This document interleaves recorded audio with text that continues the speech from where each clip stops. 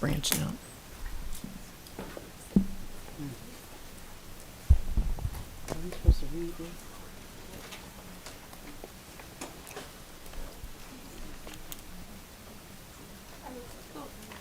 Are we ready?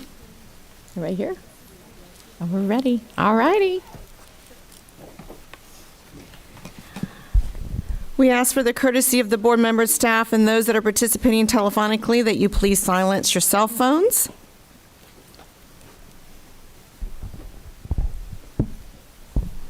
Good evening and welcome to the Orange County School Board's regularly scheduled meeting for Tuesday, August 22nd, 2023. Thank you so much for being with us tonight. Board members are attending in person with the exception of Chair Jacobs. I also wanted to remind the public that the board members will not be engaging in any outside electronic or digital communication during the meeting so that we may focus on the meeting itself, giving our full attention to the matters immediately before us. Should you want to contact us, please continue to do so before or after each meeting. To my fellow board members, district staff, and members of the public, when speaking, please make sure your microphone is turned on and speak directly into it so our YouTube and Orange TV viewers can hear you clearly. Again, thank you so much for participating in or attending tonight's meeting. Now we're going to do the moment of silence followed by the Pledge of Allegiance. Please stand.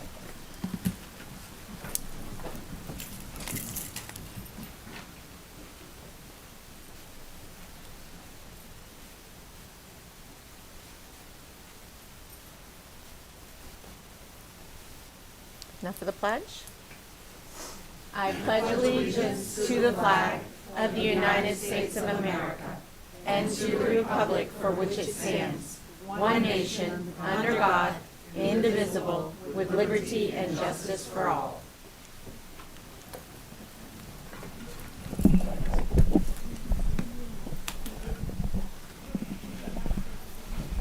Good evening and thank you for joining us for tonight's school board meeting. We have two special items to discuss before our order of business. First, we want to honor a member of our community who has been donating his time to show our students the joy of gardening and how those skills tie in to science and technology.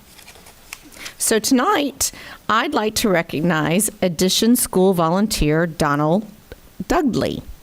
He has been named the Florida Department of Education's 2023 Outstanding School Senior Volunteer. This award is presented annually to volunteers who have shown remarkable dedication and commitment to quality education in Florida's K-12 public schools. Through his volunteer work, Donald has empowered the students at Lake Weston and Weingard Elementary Schools with innovative STEM projects, including growing vegetable gardens and creating an underwater robot. Before winning the state award, Donald was named OCPS's 2023 Outstanding Addition School Senior Volunteer. Let's find out just one of the ways that Donald is making an impact on student learning in this video. For many children, the life history of a tomato, or carrot, or an onion is a mystery. For many children, growing their own fruits and vegetables is a new experience. At Lake Weston Elementary, Don Dudley is a very special volunteer who helps students discover where healthy foods come from. When you start a conversation with these children, they're not used to seeing the vegetables outside of a supermarket. At first it's work for them because you're making the gardens, but when they start to plant, they start to see it grow, the excitement starts to grow.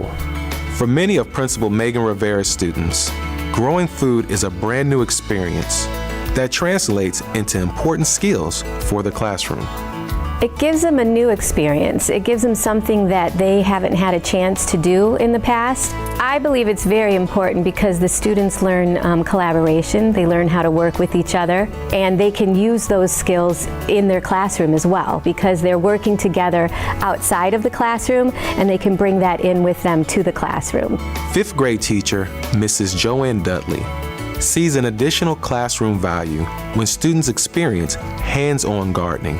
As part of the 5th grade curriculum, we try to incorporate as much hands-on as we can with health and nutrition. And having them grow the food and then harvest the food, we teach them the proper ways to clean and prep the food so that they're able to eat it. So actually growing the food, the fruit coming up, the surprise is there, it's more of an excitement. They want to do it again.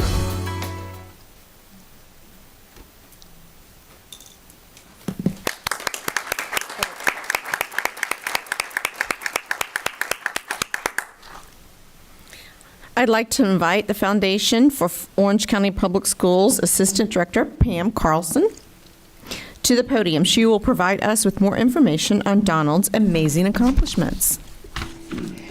Thank you, Vice Chair Gallo, school board members, and Superintendent Vasquez. It is my pleasure to introduce Mr. Donald Dudley. He is a valued volunteer for both Weingard and Lake Weston Elementary Schools. In 2022, Mr. Dudley was recruited by his #1 fan, his wife, Joanne Dudley, a teacher at Lake Weston Elementary School, to provide the same level of resources and services to her students and colleagues. He also was recruited by his second recruiter, which was the principal, Megan Rivera. Mr. Dudley volunteers an average of 8 hours a week. He is a champion for children with a vision of success for each of our students. He inspires students to make realistic goals and work diligently to achieve them. One of the most impactful projects led by Mr. Dudley in collaboration with the University of Florida IFAS Extension Program is the mentoring of students growing vegetable gardens, which you have seen in today's video. Students learn vital nutrition lessons and how to be sustainable in growing their food. Mr. Dudley also wanted our students to understand our local lakes and cleanup efforts. Therefore, students at Weingard Elementary learned how to build underwater robots. You also heard that in the video. But what you did not hear was students have also created small rockets and circuit boards and planned and constructed simple architectural structures. Mr. Dudley also supports Lake Weston students and families by participating in their PTA, their school advisory council, and all family events. And he also participates in teaching annually. Seeing the lifelong, meaningful learning opportunities Mr. Dudley's intergenerational interactions provide is incredible. It is a true legacy of yesterday and today's working for tomorrow. Thank you, Mr. Dudley, for volunteering nearly 600 hours in 6 years. You represent Orange County Public Schools' 65,000 Addition School volunteers. Thank you for all of your hard work and your volunteer time.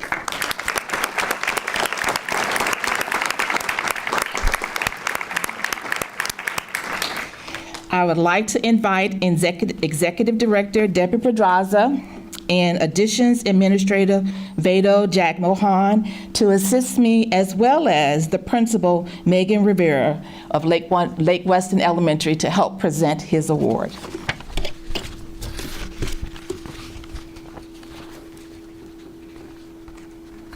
Yeah, come up front. Yeah, you all can come up front. I'm fairly certain there's going to be a photo after this, so might as well make your way down.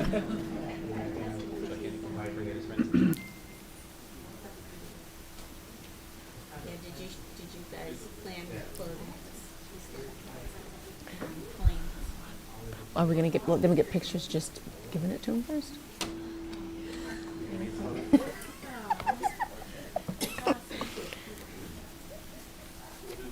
Yes. I had to get the board to settle down.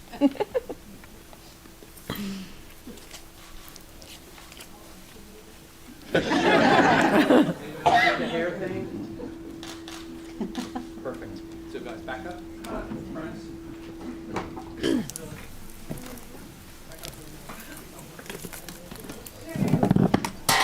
Whoops, what is that? I don't know, baby doll. Oh, my thing. What's the thing? My Gavel. my gavel. Oh. Not the gavel. You can hold that. You deserved it. Good, good. Big smile. Look happy. Happy again. One more. Is that your happy? That's as happy as you're going to get. Congratulations. Congratulations.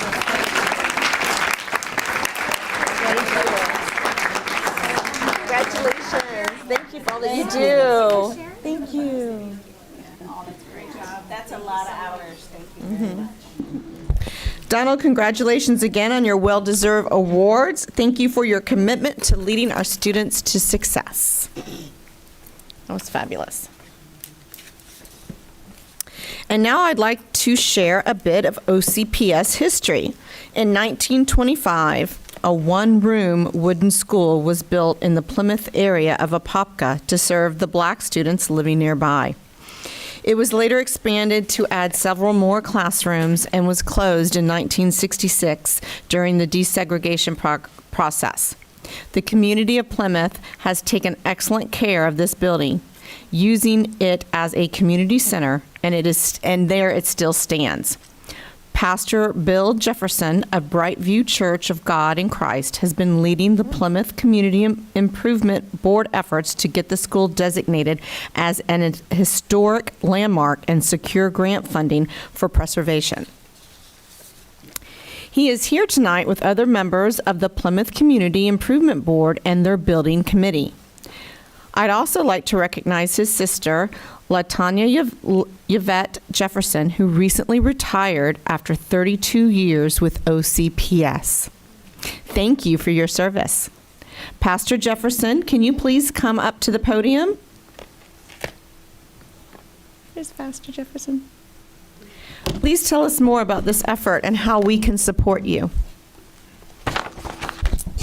Thank you, Vice Chair Gallo. To Chairperson Jacobs, in her absence, our District Representative Melissa Byrd, and remaining board members and attendees and guests. To the members of the Plymouth Community Improvement Board, I'm going to ask them to stand along with the Building Committee, ask you to stand.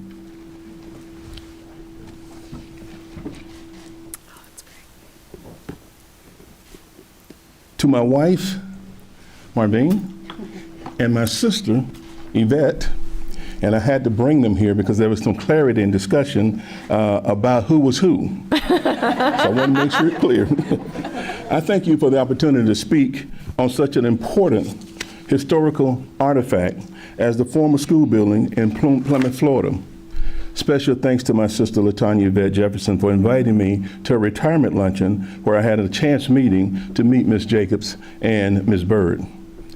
Special thanks also to Ms. Gladys Bell, should I say Gladys Franks Bell, and you'll know why that name is important, and her sister, Irma Franks. This evening, they are descendants of the Ocoee Massacre, whose family was sought and found refuge in Plymouth. And although I know I want to thank Miss Gladys Bell, I want to crucify her too.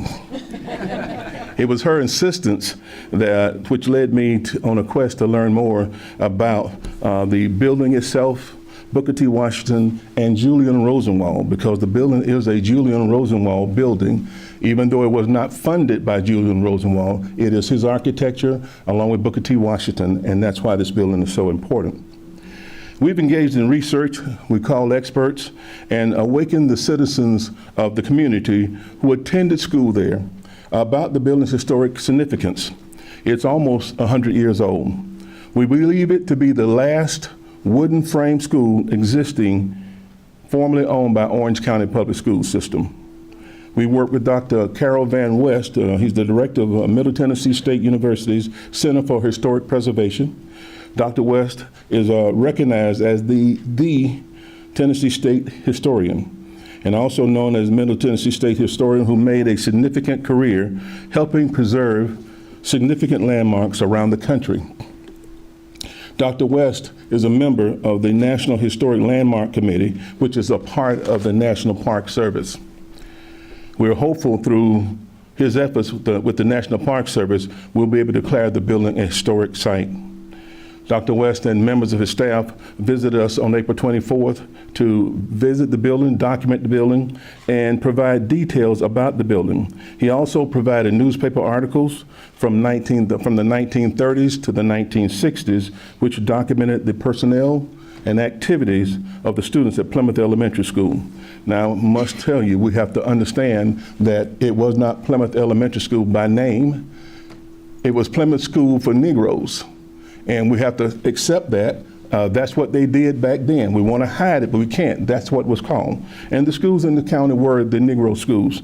And we're not ashamed of what they were called because they're still educated. Dr. West's report on Plymouth Elementary School of Poplar, Florida, Heritage Assessment dated July 23rd, provided historic data which supports the existence and time period of the construction. We believe that the value of this heirloom is immeasurable to this county, tourists to our area, architectural students, and even OCPS students interested in the education of yesteryear. Our children will not need to make the mistakes our parents and grandparents if we act now. The mistake would be to forget or attempt to change history. We've been asked and tasked with gathering letters of support to meet a deadline to submit a proposal for assistance from the federal government, the National Park Service Grant, the National Trust for Historic Preservation of African American Cultural Heritage Action Fund, the Institute of Museum and Library Services, and the National Endowment for Humanities. At this time, we asked the board for three things. One, a letter of support for the grant that we need to write. Second, a grant writer. Because if you don't, I'll be forced to write along with Ms. Vashti Stevens, and we have already agreed that's not in our forte. And last, Ms. Williams, we asked for funding for maintenance of the building. Hey, you call a pastor to the podium, we have to take up an offering. You got to go all in. Ladies and gentlemen, I thank you for your time, but I also invite you to come visit this site. You'll be amazed that this building is still in existence after almost 100 years. Thank you. It's wonderful.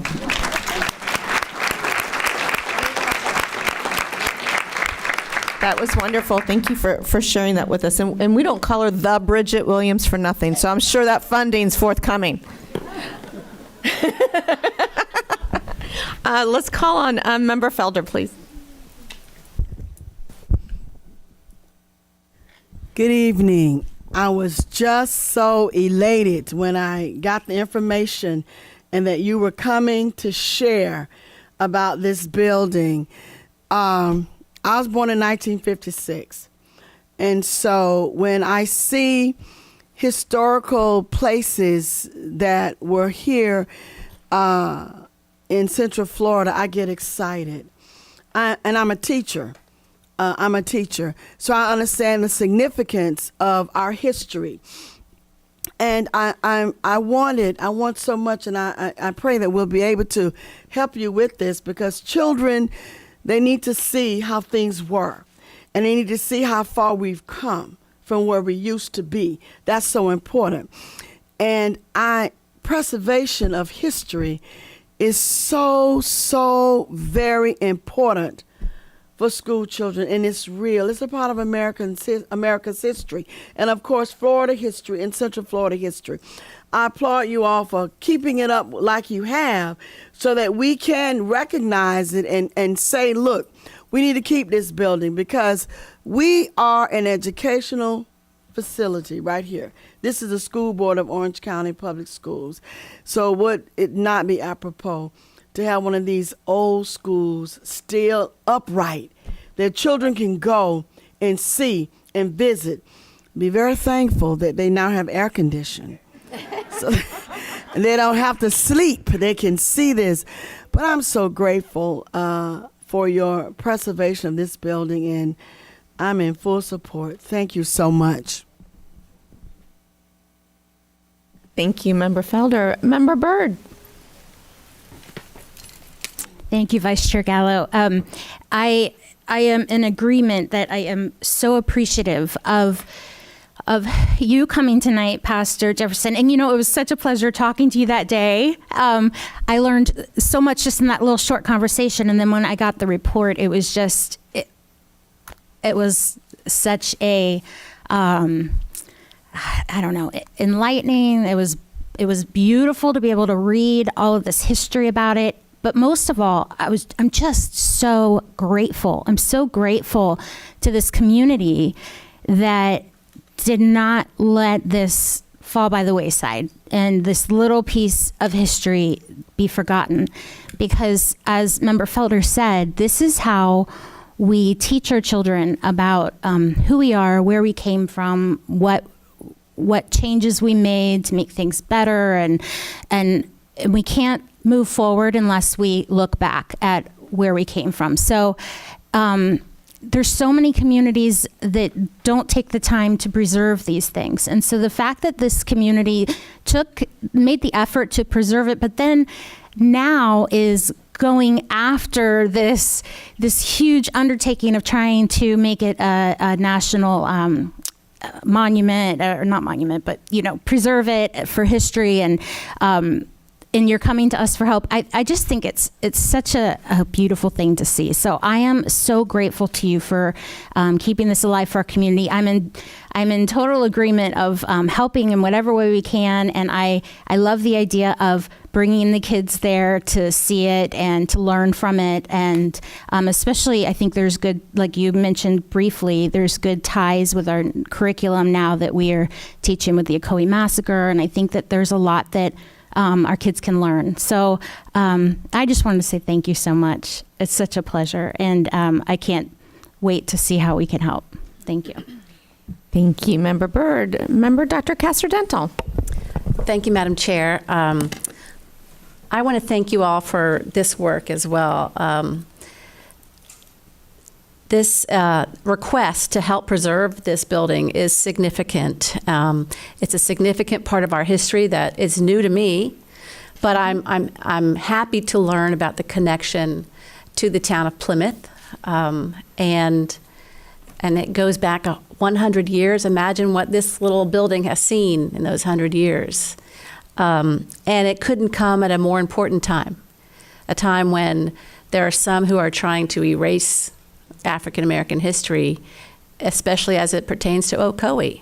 So this is a part of that story that lets people know that people were there, it really happened, and this is a part of that story that it's still here to remind people, not just our students in our schools, but our whole community. So thank you for the work. And I know that I support the letter in support, and I know we'll find a grant writer somewhere. Yes. Thank you so much. Thank you. Member Gould. Thank you for bringing this forward, and for all those reasons that my fellow board members have already expressed. But even beyond that, we are a county that is reinventing constantly. And there have been a few communities that have had the forethought to really save some very historic buildings that are in complete contrast with anything that we would build today or even see today in a lot of Central Florida. So I think, for all those reasons that were already cited, but just for kids to see a little bit about how people lived and the scale in which they lived in the past versus these ginormous developments that we build today, that in itself is a beautiful thing, as well as, of course, making sure we remind people that we should always approach life with love and not with bias. So thank you. Thank you, Member Gould. And thank you, Pastor Jefferson, and the board members for bringing this history to light. Board members, I'd like to ask for consensus as to whether you support this project, and if so, whether you would like to designate Chair Jacobs to sign the letter on behalf of the board. Yes? Yes. We have consensus and a letter of support. So thank you so much for being here this evening.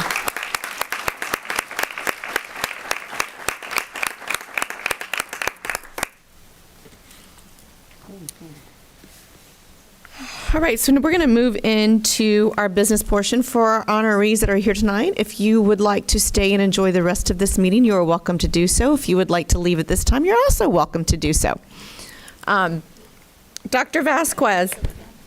Picture. I'm so sorry. Thank you so much, Pastor Jefferson. Yeah, and his family. And his family? Yes. Everybody, please, the whole group, come on up. Come on. It's going to be a group photo. Down.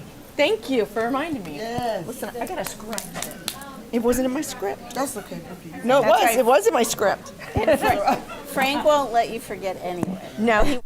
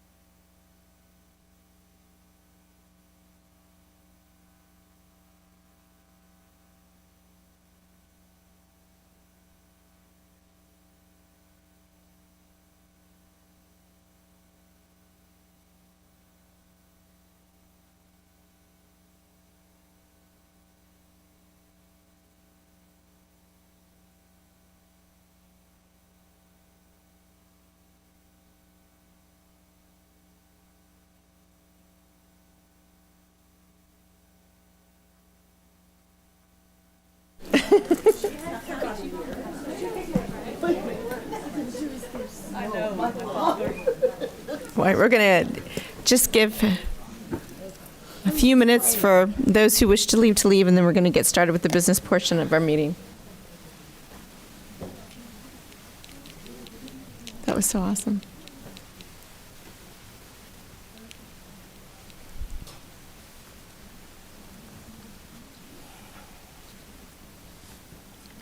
All righty. We ready? Dr. Vasquez, do we have any newly appointed administrators to present tonight?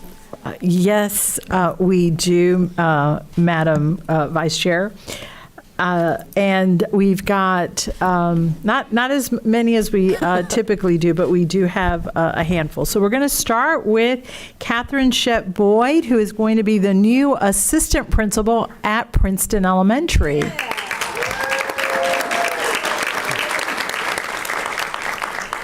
Thank you, school board members, Superintendent Vasquez, and staff for this opportunity to serve at Princeton Elementary.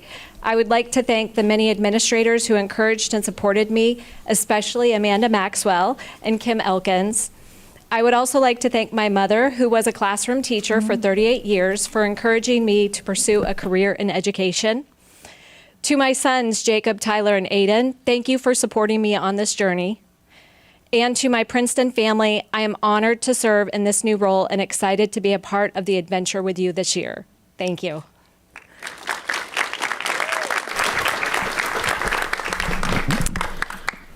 Maurice Dragon is going to be our new Chief Information Officer.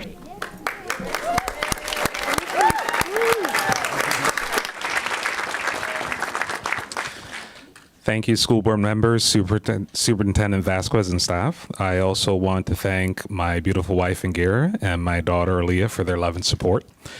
I'd like to thank my grandmother, Daisy, my father, Sylvester, and my mother, Monica, who's here today, for all the advice and for being listening ears for me and all my family and friends. Professionally, I want to thank George Peralt, who used to work here as a director, for taking that trip down from the district office to Sadler Elementary as a first grade teacher and starting my journey here to the district office.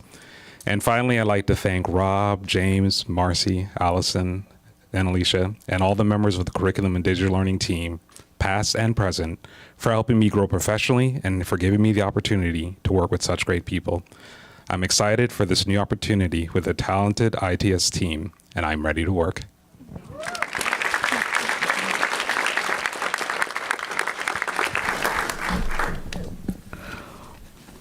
Ulanda Frazier is going to be the new assistant principal at Eccleston Elementary. Good afternoon. Thank you, school board members. Let me know. Superintendent Vasquez and staff for this opportunity to serve at Eccleston Elementary School. I'd like to thank my mentors, Dr. Williams, Dr. Wyndham, Dr. Bradshaw, and Mr. Jose Martinez for their support while on this journey. I'd also like to thank my current administrators, Ms. Leftakis and Ms. Feliciano, along with Eccleston faculty, staff, and community. Lastly, I'd like to thank my family and friends for their love and continuous support.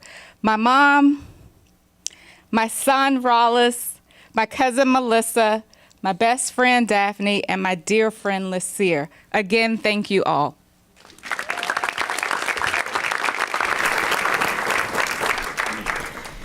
Amy Henson is going to be the new assistant principal at Blankner K-8 School.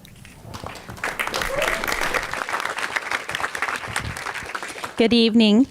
Thank you, school board members, Superintendent Vasquez, and staff for the amazing opportunity to serve as assistant principal at Blankner School.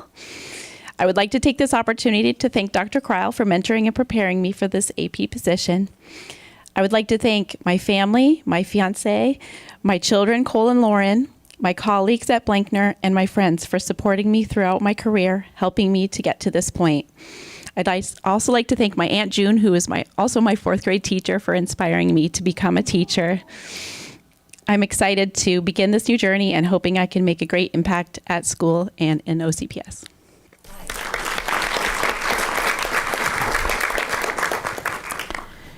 James Morissetti is going to be the new principal at Village Park Elementary. Thank you, school board members, Superintendent Vasquez, and staff for this opportunity to serve at Village Park.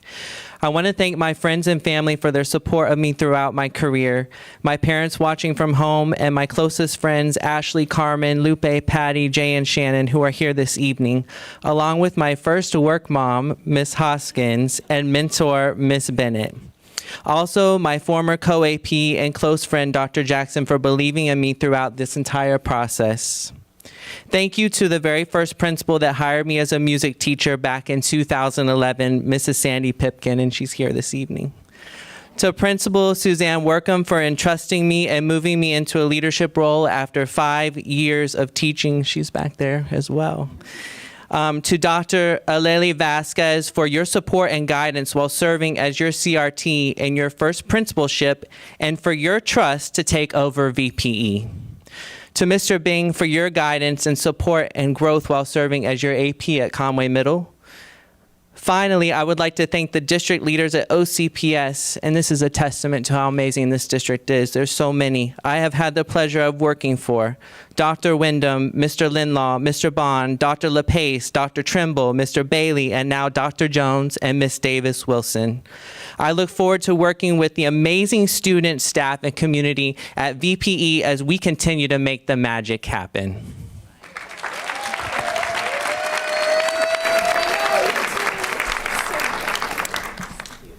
Jody Ralston Carey is going to be the new Senior Director for Orange Technical College East Campus.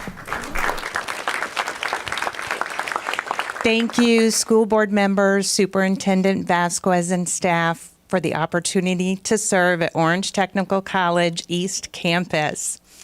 I would like to thank my buddy teacher of 23 years ago, Carol Tingley. I know you're here somewhere.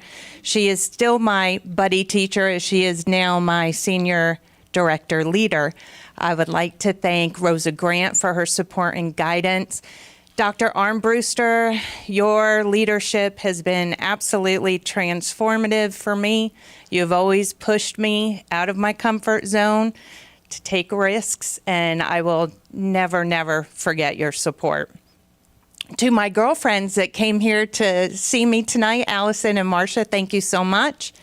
My amazing kiddos, Donnie and Lizzie, for their support throughout it all. And the guy who got me into teaching 25 years ago, my husband, Don Carey, the best AP Lit teacher, I think, in the county. And to my CTE and OTC family, I love y'all so much, and I'm thrilled for this opportunity. Thank you so much.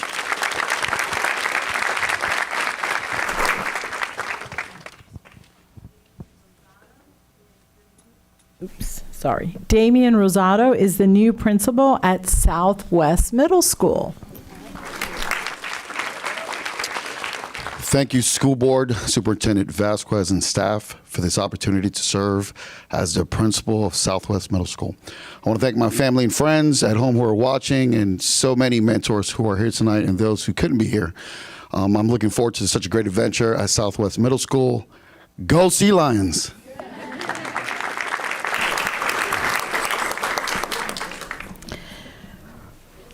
And I apologize if I mispronounce your name. Rajini Van Mali is going to be the new assistant principal at Hidden Oaks Elementary. Thank you. That was perfect. Thank you, school board members, Superintendent Vasquez, and staff for this opportunity to serve as the assistant principal at Hidden Oaks Elementary. I'd like to thank my mentor and current principal, Randall Longhouse, who I have had the privilege to work for and with for the past 10 years at 4 different OCPS schools.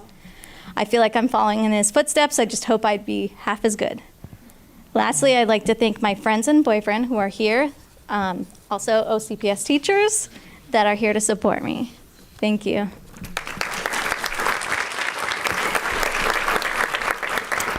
That wraps up the list of new administrators. Congratulations to each and every one of you.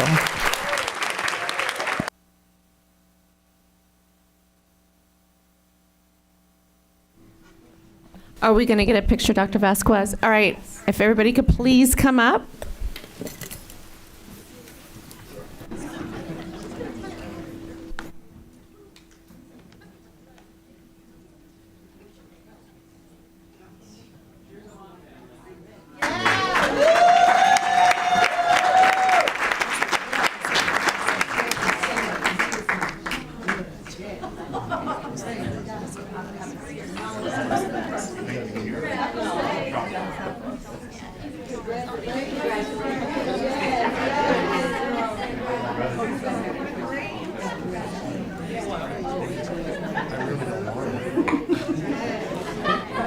No blocking school board members, you know who you are. Yeah, Maurice. There we go. Good, good, good. And this side slide down a little bit. That's fantastic. And look toward me. And look. Are we doing hands down? Are we doing this? What are we doing? That? Good. Look toward me. Hold on. See me look. Fantastic. One more. Look up. I lied to. My assistant. Good. Thank you.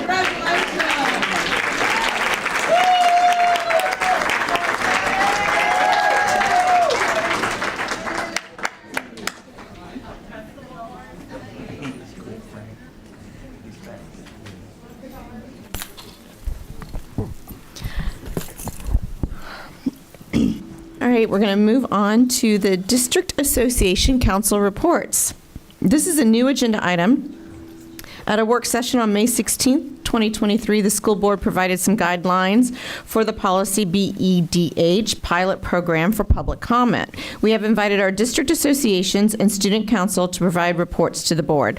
At this time, I would like to call Nate Hay from OCASA to the podium. Oh, Dr. Diaz, I'm sorry, Dr. Diaz is going to come to the podium. Welcome, Dr. Diaz.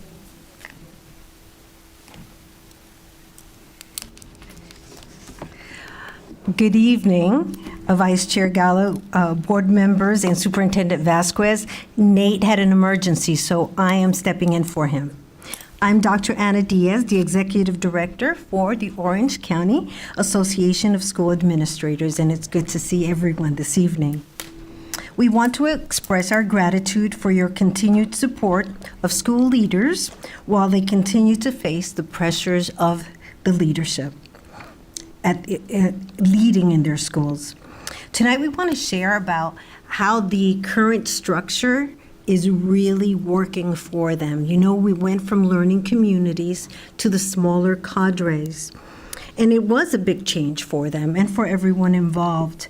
They're pleased because we're hearing the feedback that in these smaller groups, they're able to share more. Because when you're in a group of 30 or 35, you kind of, go to the back and let those that always talk speak. But now in these smaller groups, they're able to share more. And some of the things that they've been sharing are behavioral systems that are working in their schools and how they're effectively using their data and what interventions are working. They even learned this last meeting on how to access resources like the curriculum resource materials that are available to them, and many of them found it very useful to them. We'd like to also share that principals get a chance to talk about how they're doing outreach into their communities. So one principal shared that they're having every staff member at least get to know 20 students by names and what they're involved in their community so they can form some connections with them. So we're excited about the cadre, the way cadres are being put together, and we're all working at that OCPS 1 philosophy. And we'd like to say thank you for your support, and we're excited about this year. Thank you. Thank you, Dr. Diaz, for sharing. There's some great things happening in our schools, and we've only been in school a week, 9 days? Jeez, that's awesome. All right, next we would like to call Clinton McCracken up with CTA. I haven't seen, is Clinton in the audience? Or anyone representing CTA? Okay. Next, I would like to call up Ron Pollard from OSPA. I see Ron.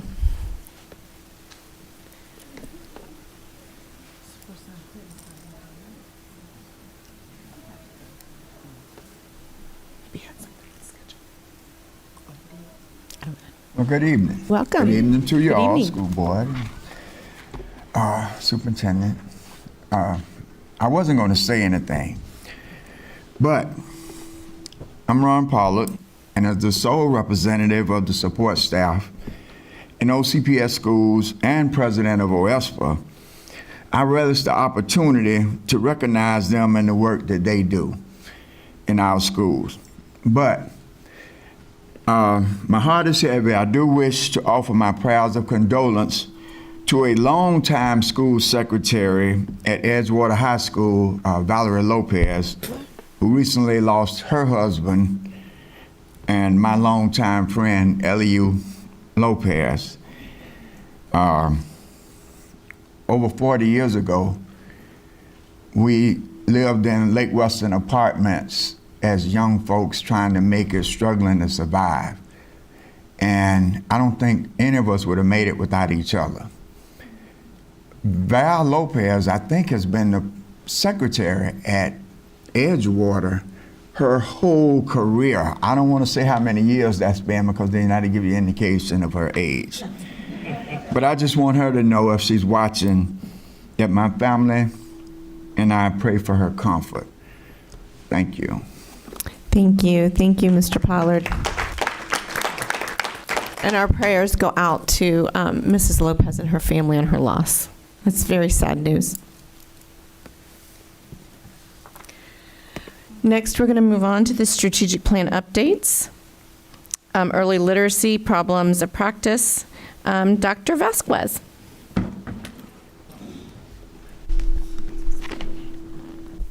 Thank you. This evening, we will hear from Dr.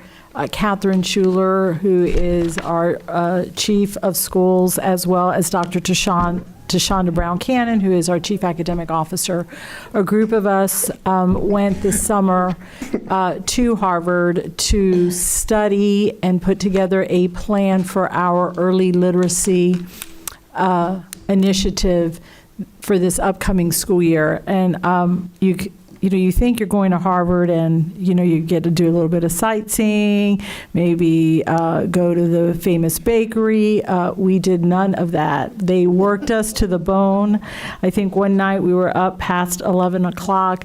It was just an incredible time. We were fortunate to have two principals with us as well as Dr. Armbruster, and we did a lot of reading. We did a lot of collaborating with 30 other districts from across the country, learning from their efforts. And we believe that we have a plan that's going to help us focus on best practices for early literacy that will not only engage our teachers or administrators, but our families and our community members. And so I will turn it over to Dr. Schuler.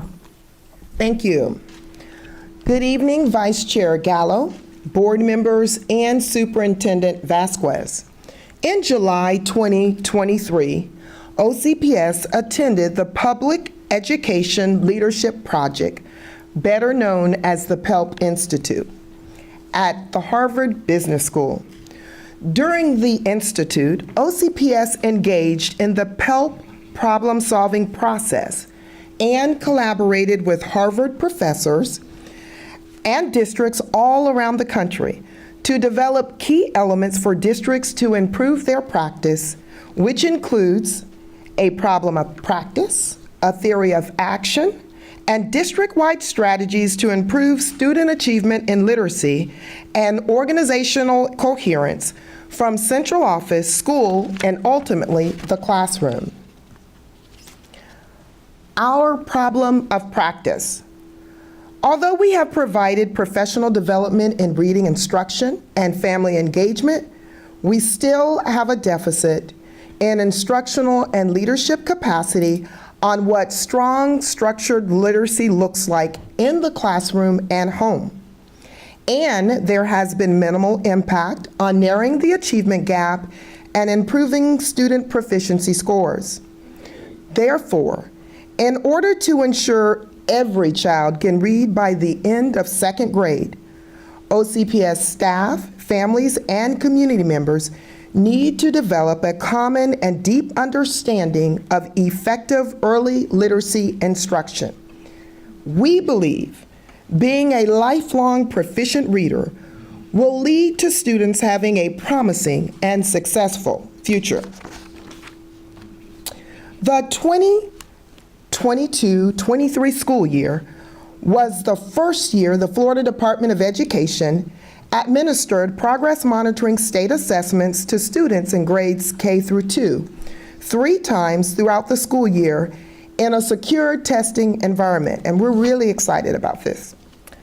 All students initially took the STAR Early Literacy Assessment in kindergarten.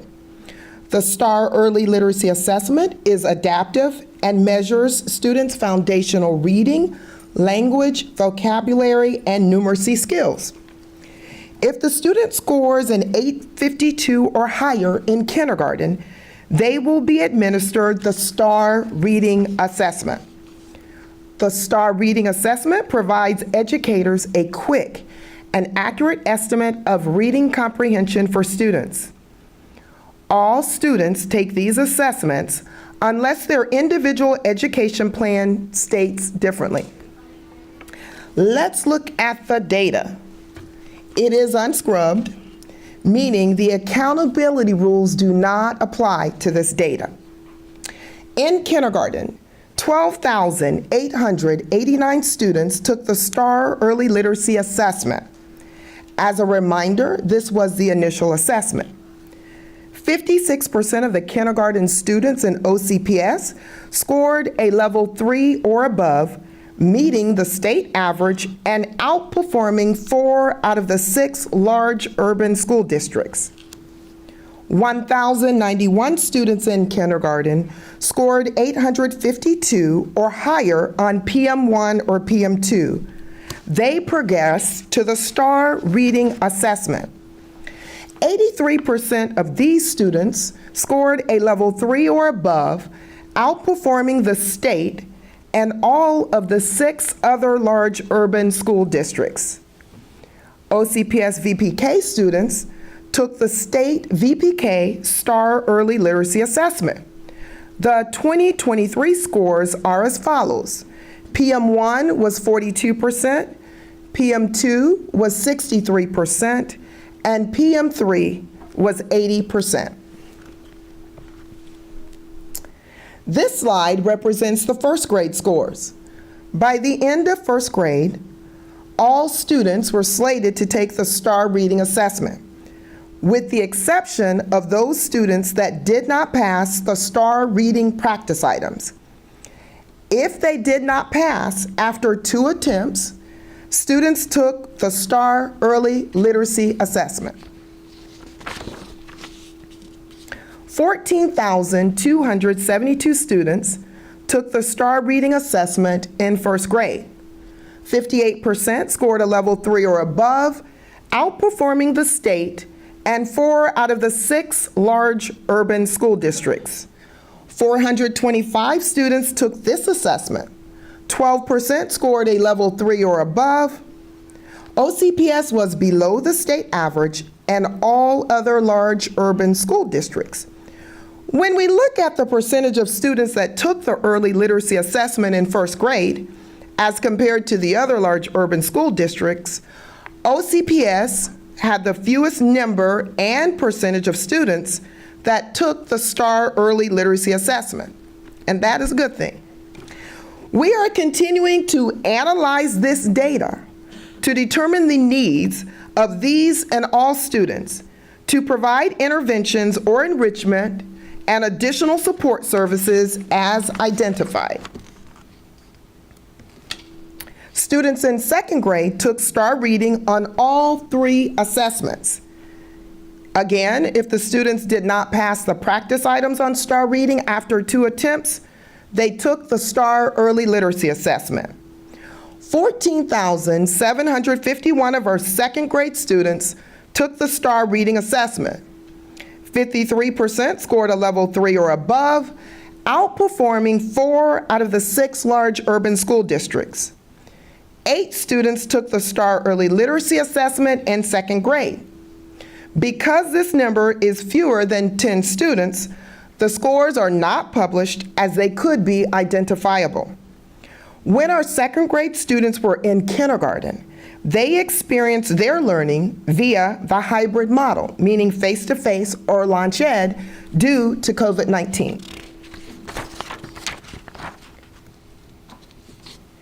In reviewing our third grade data, 52% of our third grade students were proficient in reading as measured by the 2023 Florida State Assessment, outperforming 4 out of the 6 large urban school districts and the state average. When our third grade students were in kindergarten, they completed their school year in March learning at home due to COVID-19.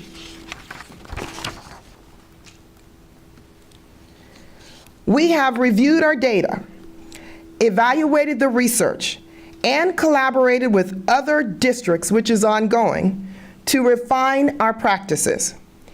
Equally important, we have identified exemplars within our own district, utilizing them as a model for literacy instruction, thus creating a theory of action. A theory of action is an evidence-based hypothesis or educated guess about the end results once strategies are implemented. Therefore, if we convene principals, principal leaders, and executive leaders to develop a portrait of an early reader, you're going to hear a little bit more about that from Dr. Brown-Cannon, provide professional learning to teachers, coaches, principals, principal leaders, and executive leaders to support their understanding of the science of reading. And when we refer to the science of reading, we're referring to phonemic awareness, phonics, vocabulary, fluency, and comprehension. Train principals on how to provide effective, actionable feedback to teachers. Provide professional learning to teachers on how to give actionable feedback to students and families. And expand training for school teams to cultivate positive relationships between school, home, the community, to instill a joy for reading. Then, every student will have a promising and successful future as lifelong proficient readers. Now I'm going to turn it over to Dr. Brown-Cannon, our CAO, who will discuss the strategies in greater detail. Thank you.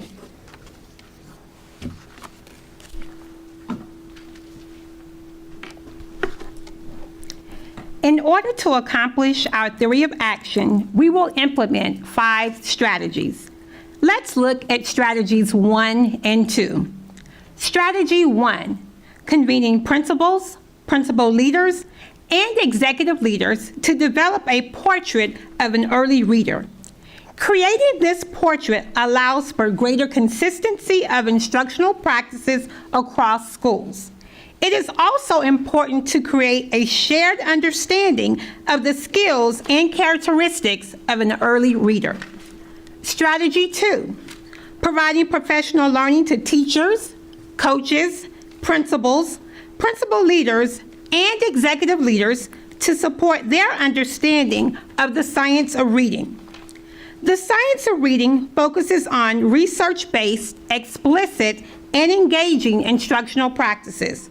For example, all of the aforementioned staff will receive specific training on a multisensory approach to connect letters and sounds. Our first Leadership Institute took place in June with central office coaches and administrators, assistant principals, principals, and principal supervisors in OCPS. This slide represents the continuation of cycles of learning and leading throughout the school year. The first cycle will begin in September and will focus on whole group reading instruction, integrating the foundations of reading in the curriculum resource materials, state-adopted textbooks, and supplemental interventions. Cycle 2 will dive deeper into the small group differentiated instruction during the reading block, embedding the key components of the science of reading. Cycle 3 will focus on a multi-tiered system of supports utilizing research-based interventions. Cycle 4 will consist of leadership team collaboration on data-driven instruction and triage.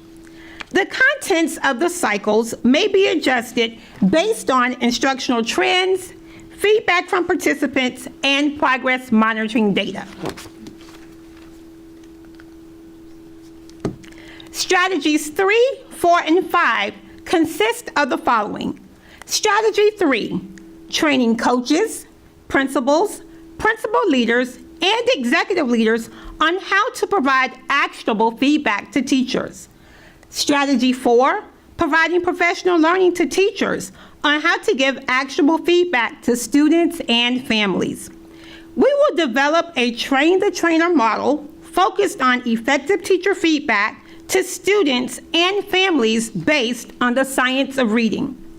Strategy 5, expanding training for school teams to cultivate positive relationships between school, home, and community. We aim to increase and enhance our community partnerships to instill a joy for reading. On the next slide, you will see a full overview of the cycle of learning and leading including the implementation of professional learning practices. Professional learning includes the use of research and evidence-based learning designs to continually improve educator practice and student outcomes. Professional learning and practice must also include multiple opportunities to implement new learning with ongoing support and actionable feedback. Structures must be present for providing opportunities for frequent feedback and reflection to analyze and adjust practice in relation to established expectations. Let's take a look at Learning Week 1. Principals receive professional learning where they will be provided with resources, exemplars, action research on best practices, and strategies to utilize data to inform instruction.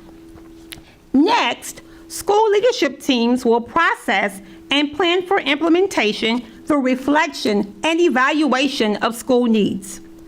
During this time frame, teacher leaders, coaches, and assistant principals will be trained during impact and coaches meetings.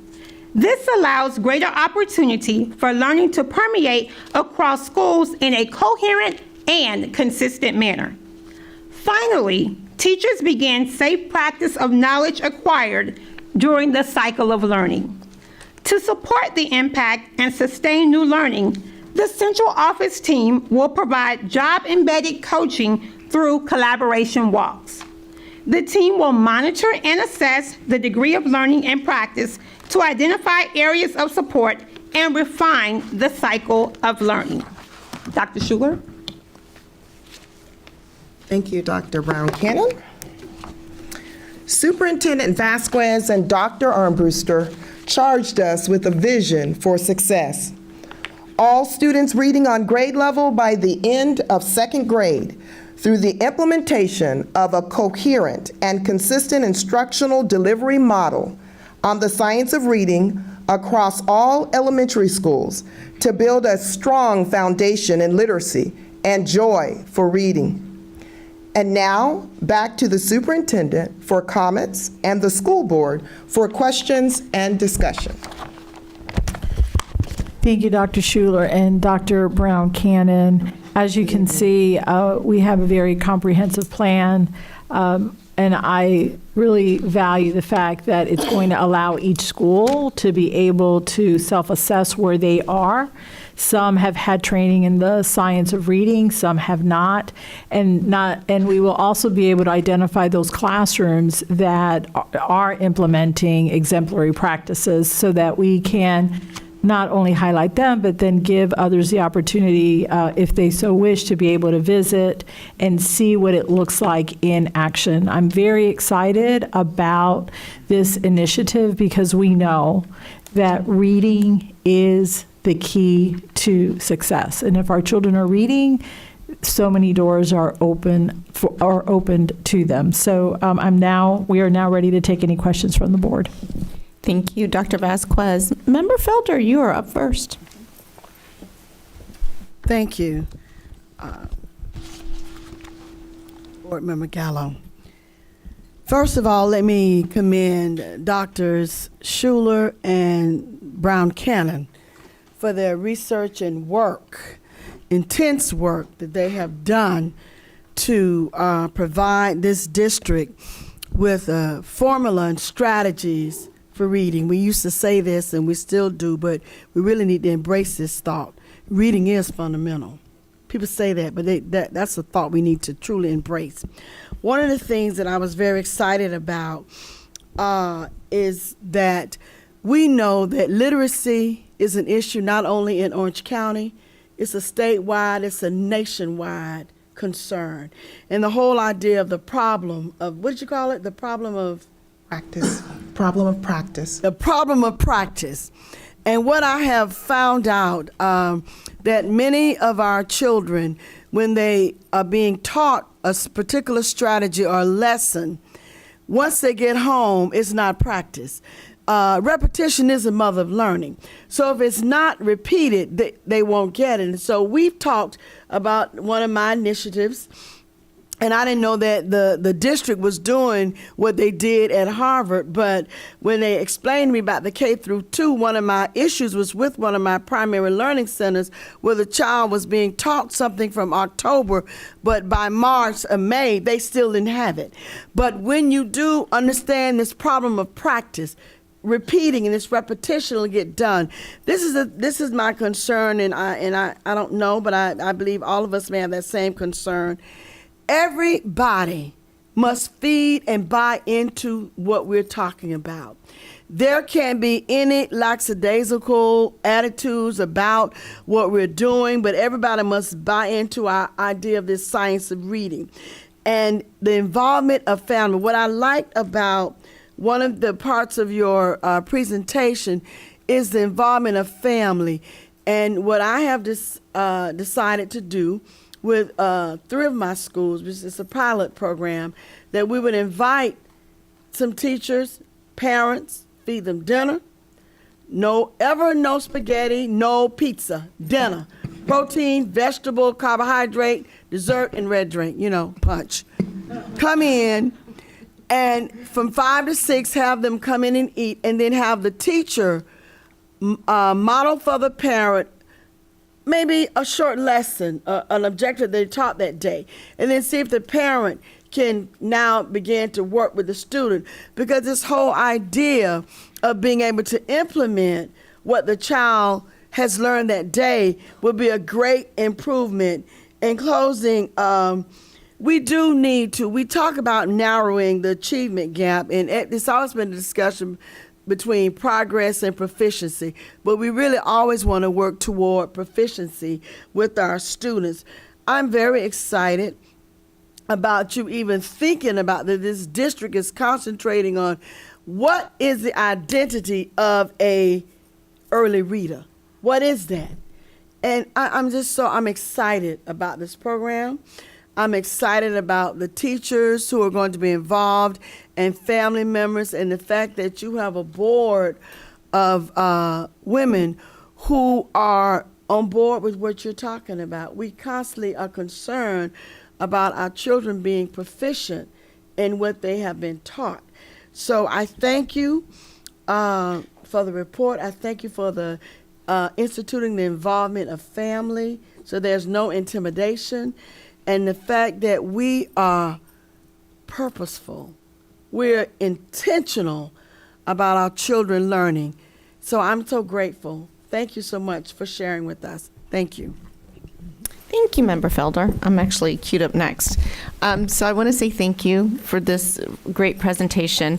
We talk a lot up here about the science of reading and early intervention and VBK and the importance of making sure that a child reads at grade level. We saw some scores that I think we all agree need some work. We fell from the previous years, which I think that's not a shock to anybody due to COVID and due to our circumstances that we've all had to endure. But first off, I want to say the Leadership Institute this summer, I heard fabulous things about it, like fabulous things about it. Everybody who attended had wonderful things to say about how great it was.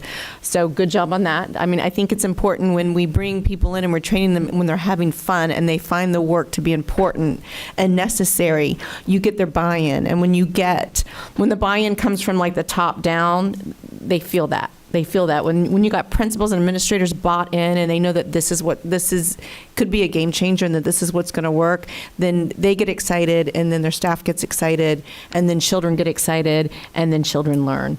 So I'm super excited about this. There were some scores that just came out recently from the legislation that passed the year before. And it was really encouraging news when it came to the STAR literacy and the STAR reading.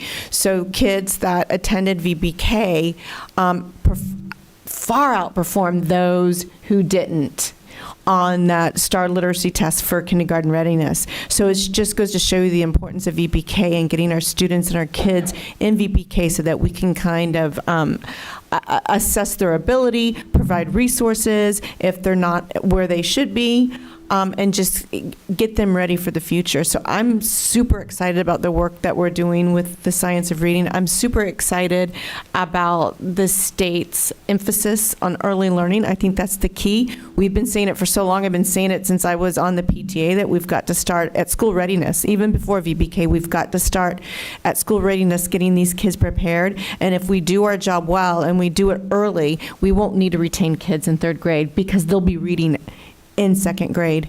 And we need to keep kids with our cohorts, and we need to graduate them. And so I'm just super excited. I want to say thank you. I loved that there's some tangibles attached to this, and I know that when we talked and we said when we look at things, if things aren't moving where we want them to move, well, we course correct, and we're like, absolutely, we're going to look at the data, we're going to look at those tangibles, and then we will absolutely self-correct if we're not going in the direction that we're going in. So I think this is fabulous. Thank you for all that y'all are doing. Thank you. Next is Member Byrd. Thank you. And thank you. I could not be more thrilled with this presentation. It's reading is very special to me. This is where I started my education career as a reading specialist. So I love that this is becoming our focus. I have a couple questions.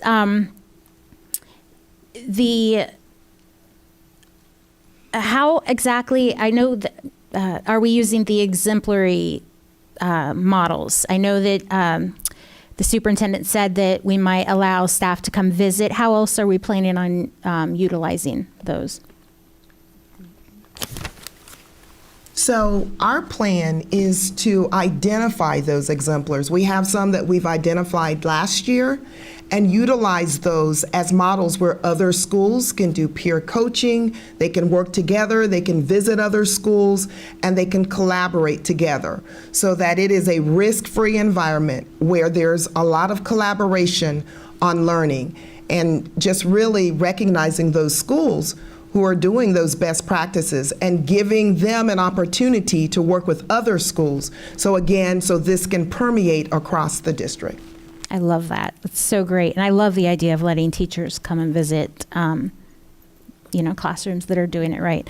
I think to kind of piggyback off of what was said by Member Felder about the community and getting buy-in, I think I'd love to see us really kind of educate the community a little bit on all of this and the science of reading, not, too technical, but there's, people don't understand, and they don't understand why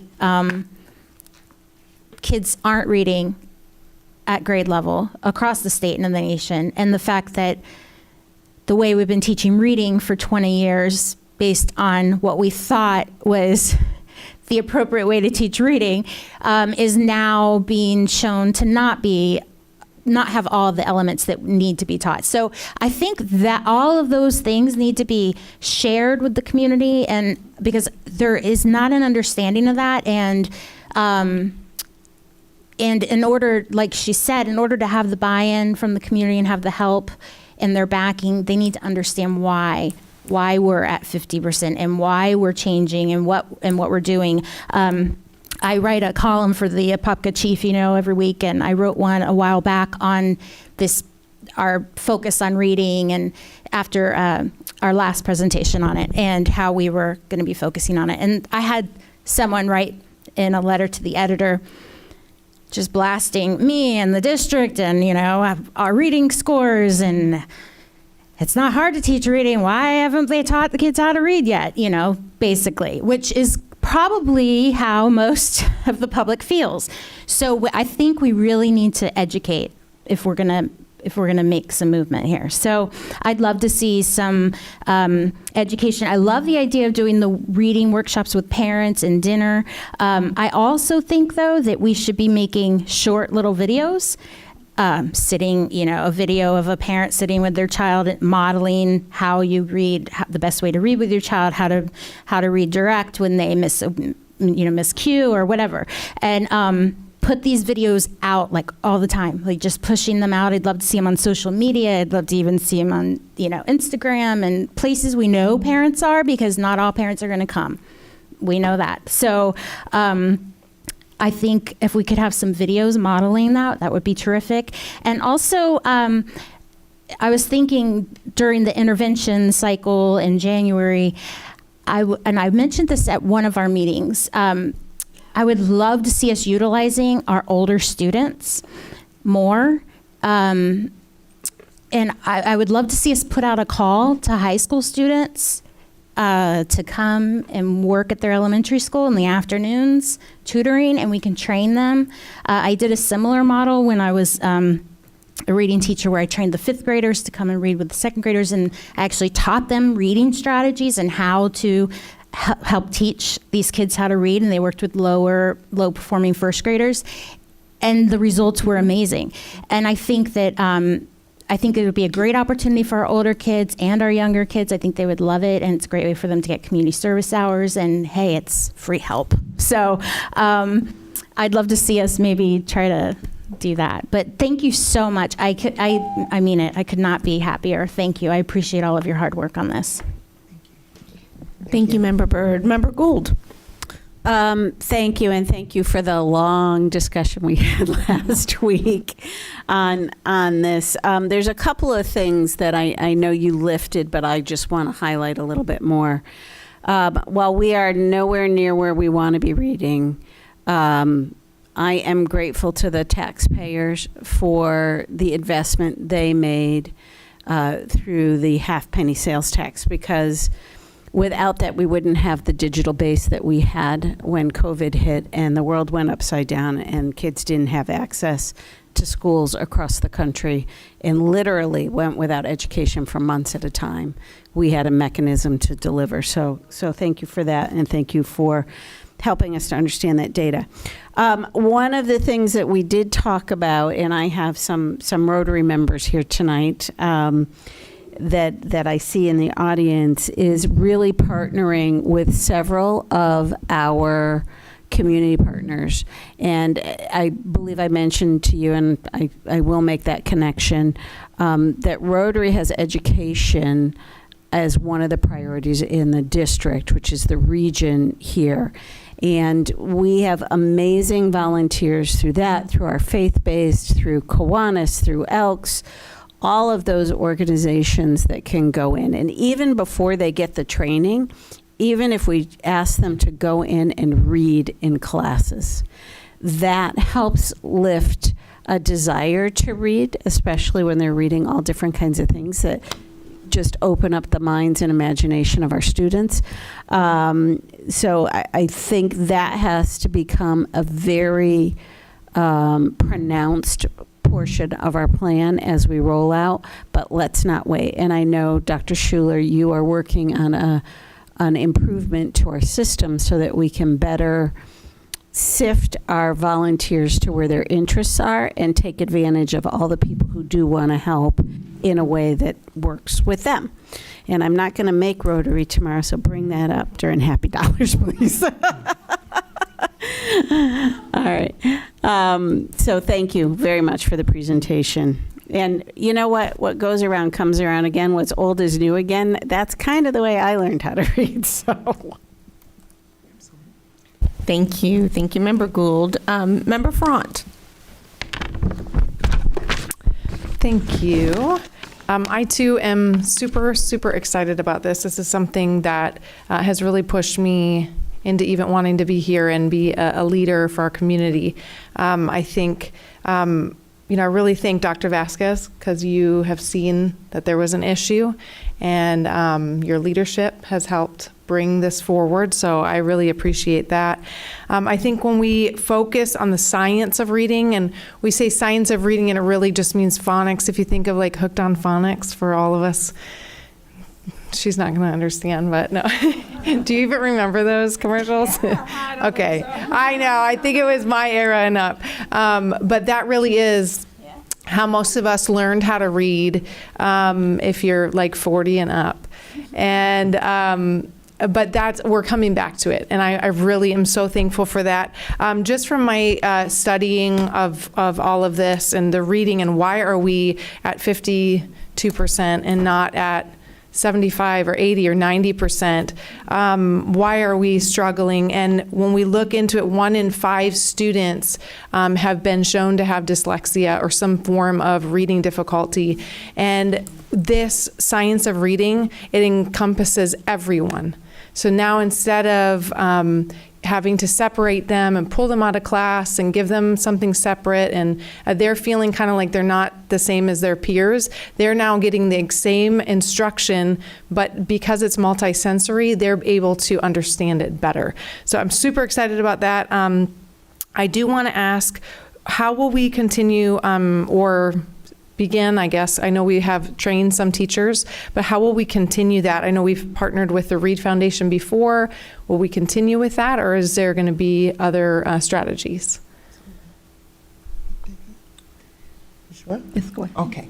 Yes, we will continue to partner with various agencies to support us in this work. It's a part of our community involvement.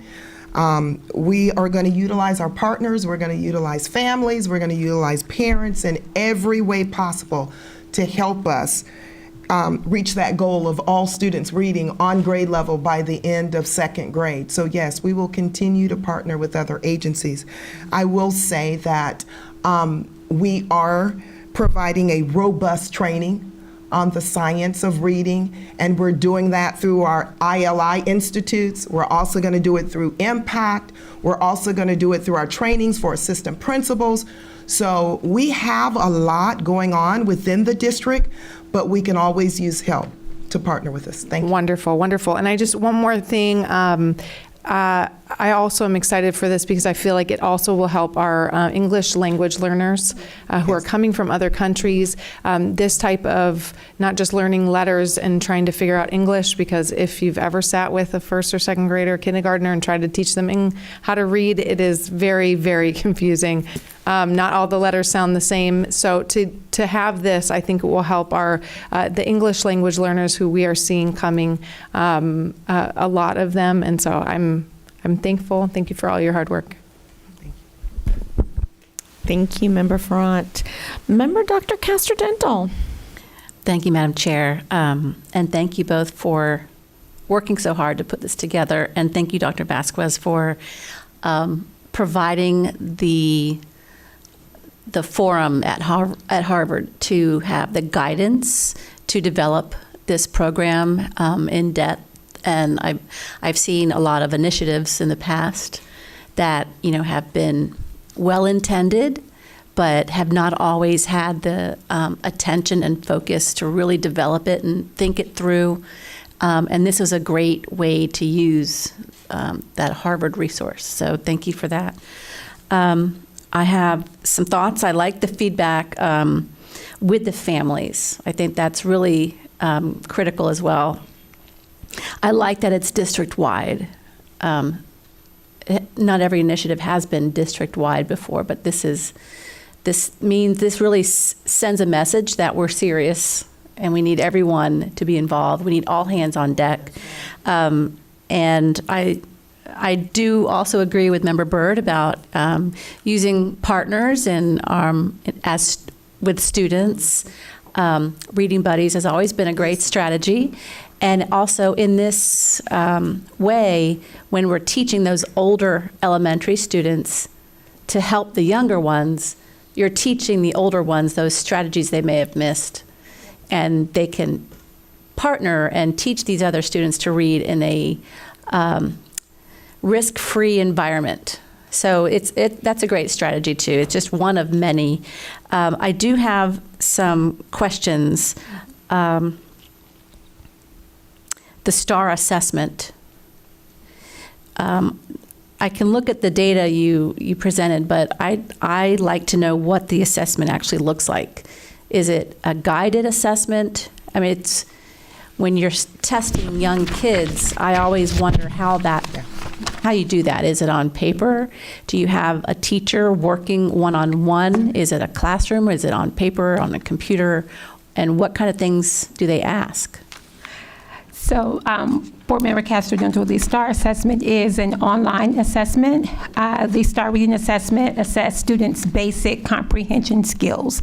And so because it is a secure assessment, teachers are not privy to the specific questions that are on the assessment.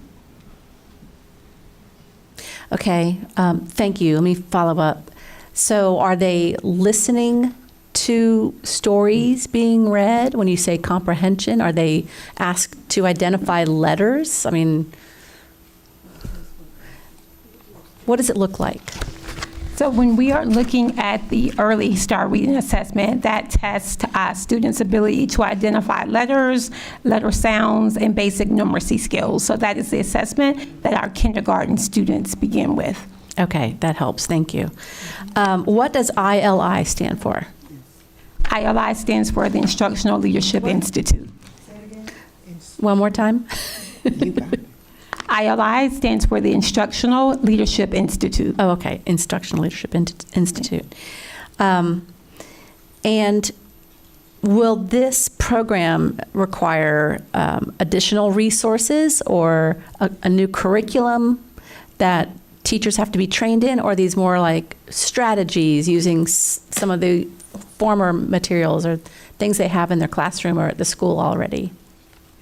Excellent question. So the teachers, principals, executive leaders will utilize the science of reading strategies embedded through our current resource materials. So looking at our CRMs and the current intervention, this is not one new thing. This is really focusing on those effective structured literacy strategies to help our kids become stronger readers.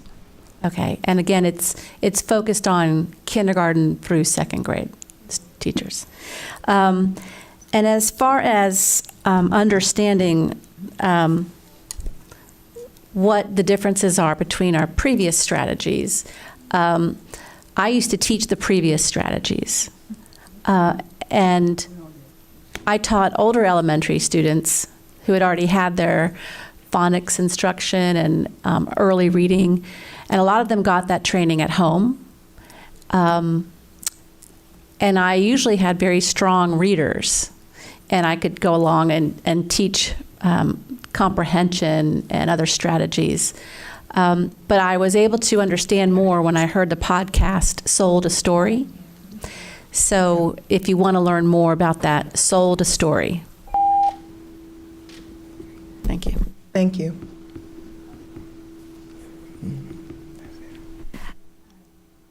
Member Salamanca. Thank you, Chair. And thank you for this. I know there's so much work underneath this kind of brief presentation.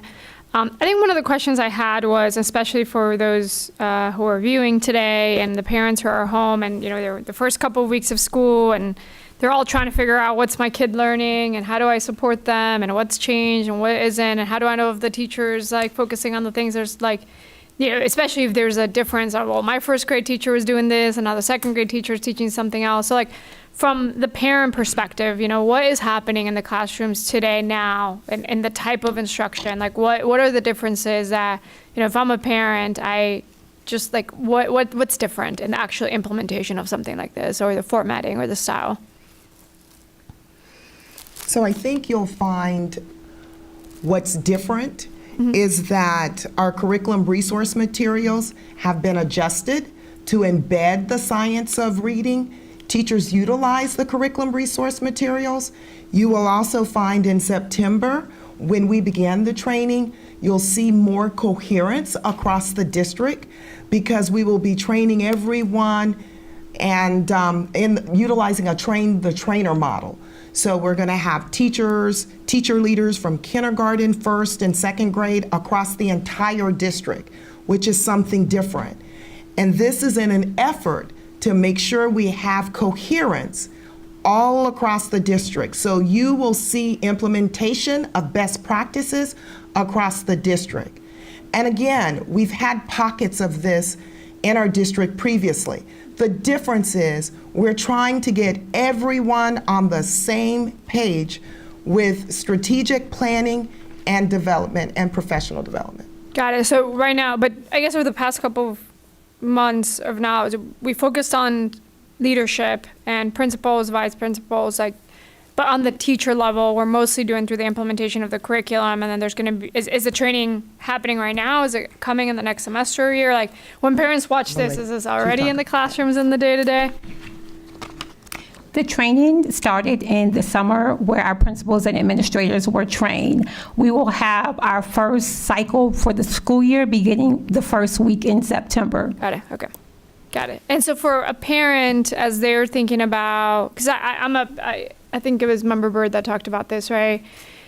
It's, you know, a lot of this is definitely very theoretical, and it's mostly in the practice that I as a parent or I as a student want to know, like, how does this change my everyday interaction in the classroom? Or I as a parent, when my kid comes home, how do I reinforce some of those learnings? So I do think we need to either have examples or just communicate if there is a difference, if we are shifting something here, what is that change in very literal terms? Because I think the numbers make sense to me, the presentation makes sense to me, but I think I'm still left with the question, if a parent were to come to me today and ask me what's different in the classroom, like in the next year than it was 4 years ago in the actual instruction and lessons, I don't think I have a good answer to that quite yet. Yes, so we've already started training with our principal leaders and our executive leaders. So we've already started that, really going over the curriculum resource materials and how they're orchestrated and how to utilize them. So we've started that training. Again, these are cycles of learning, and so we're going to start with the principal because we believe the principal is first and foremost the instructional leader in the school building, and then that information and that training should matriculate all the way down to the classroom. It will take time. It's not going to be overnight, but we are starting, and we've already started the process, as Dr. Brown Cannon stated, in June, and it has continued since then. So it will take time, but hopefully you will begin to see a difference as the year progresses. You'll see that parents are able to know what their child is supposed to be able to do and know as it relates to each grade level, those grade level expectations, as it relates to what does it look like, what does the science of reading look like in kindergarten versus first grade versus second grade. So that's what we're working on. Okay, yeah, it's a shift likely for our teachers, and so if it's just updated on the curriculum versus we're spending in-person time, and I just want to make sure I'm kind of just trying to grasp what is happening in the classroom for our teachers to be able to implement this, right? So thank you. Thank you. Thank you. Thank you, Member Salamanca. Can you just repeat the 5 pillars again for those who might be listening at home to what the science of reading is? Because there has been this whole reading war that happened, and the way we were teaching it prior is far different than what the science of reading does. Because it was a lot about memorization and pictures for clues, and it was a lot different. So if we could just do the 5 pillars again. Phonemic awareness. Phonics. Fluency. Vocabulary. Comprehension. And some also include oral language as well. And those all go together. They're all interlooped. One without the other won't get us the results that we need. Correct. Yeah. Member Front. Thank you. And I think just to tag along with what Member Salamanca was saying, I think what you're asking would be, so before would give books, for instance, with my children when they were in kindergarten, they were given a book, it had a picture and it said, the cat ran or something, I'm making it up. But it has a cat running. So if the kid can't figure out the wording, they have to look at the photo to then try to trigger, okay, what could I be seeing here? Instead of learning rules like a soft G, what does a soft G sound like, and how would you know if it's a soft G or a soft C? And so they're now learning more like rules, things like that. And correct me if I'm wrong, but those would be the things that I'm seeing at my children's school or the different schools that I've been to that have already implemented the science of reading. They have kind of shifted that. So the children are now learning phonetics rules, where when they look at a word without a photo, they can know this is what this word says because they're learning the phonics of it. And then it's multisensory, so they're drawing in the sand, things like that, where before it was more, let's get a comfortable little space, and if you like your environment, you'll learn to read. that kind of thing. Whole language. And I'm sure you guys have been pointing at someone else, and Thank you. but those would be examples. Yeah. Thank you. Thank you, Member Front. Member Byrd. Dr. Vasquez. Okay, so I was one of the teachers that taught through the whole language approach, and it was very much unstructured, a great deal of focus on the love of reading, and having, you know, children, even with the spelling. And so what you will see, and hopefully you're not going to see this in isolation, you're going to see direct instruction on phonics, on grammar. You're going to see teachers listening to children read for their fluency and to be able to identify where they're making their errors, so then they can provide either more instruction through small group, or if it's something that needs to be repeated for the entire class. You should see writing taking place as well, because you do improve your reading through writing. You know, we are going to work through our Pels to be able to help them connect families to some of the resources. I love the idea of the videos.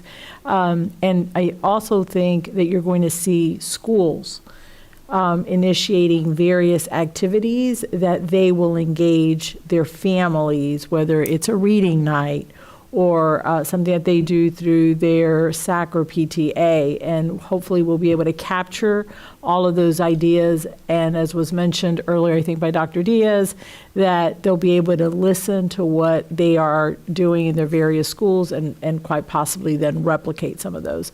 But it is going to take, you know, it's not an easy process, and it's not something you're going to see overnight. And so hopefully when you're visiting classrooms, that's what you're going to see. You're going to see a lot of print-rich environment. You're going to see teachers with direct instruction. You're going to see small groups. You're going to see some kids reading. You're going to see some kids that are writing. And the goal is that by the end of second grade, the vast majority of our children, unless they, you know, have a processing issue or there's some type of, you know, learning disability that may take them longer, they will be reading on grade level. So when they step into that third grade classroom and they have to start taking the state assessments, they are spot on and they're reading. Thank you, Dr. Vasquez. Thank you all so much for this great presentation. We appreciate it. Thank you. All right, Dr. Vasquez, back to you. Well, today we have another strategic plan update, and typically we only do one, but I thought it was critical that at the start of the school year, the board and our community are made aware of changes to the new threat management system. Last year, districts throughout the state of Florida were engaged in activities to monitor threats, to help support students that needed assistance, as well as the documenting and submittal of information to the state. The state recognized that they needed uniformity, and so they spent the year looking for best practices. I am happy to say that some of this work, if not a lot of it, was based on what was being done in Orange County Public Schools. And so you will hear from our Chief of Police on what those changes are for this upcoming school year, starting January the 1st. Good evening, Vice Chair Gallo, members of the board, Dr. Vasquez. Yeah, slight change of pace, I'd have to say. I'm going to give you an update on threat management. In 2023, the Florida Legislature amended Section 1001.212, paragraph 12 of the Florida statutes to task the Department of Education's Office of Safe Schools with developing a statewide behavioral threat management process, a Florida-specific behavioral threat assessment instrument, and a threat management portal. The threat management process, as described, is being implemented to replace our current model, which we refer to as the CSTAG model, or the Comprehensive School Threat Assessment Guidelines. What's the difference between CSTAG and the new behavioral threat management process? Well, CSTAG, and this is just in a nutshell, is more focused on the threat assessment process itself, engaging the resources to assess students and helping them resolve a conflict. Threat management, the same as CSTAG, there's an assessment, does the same exact thing. We're looking at resolving or helping students resolve their conflicts, but with a focus on timelines, program oversight, and management of a threat over time.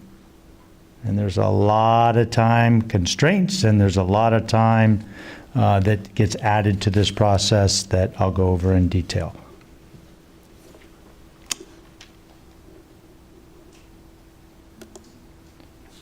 Here's a brief summary of what we're going to be talking about, guidance that we received so far this year through the end as we try to wrap up CSTAG, our threat management documentation, the management training, management workflow, how that's going to work, and I'll go over that with you in detail.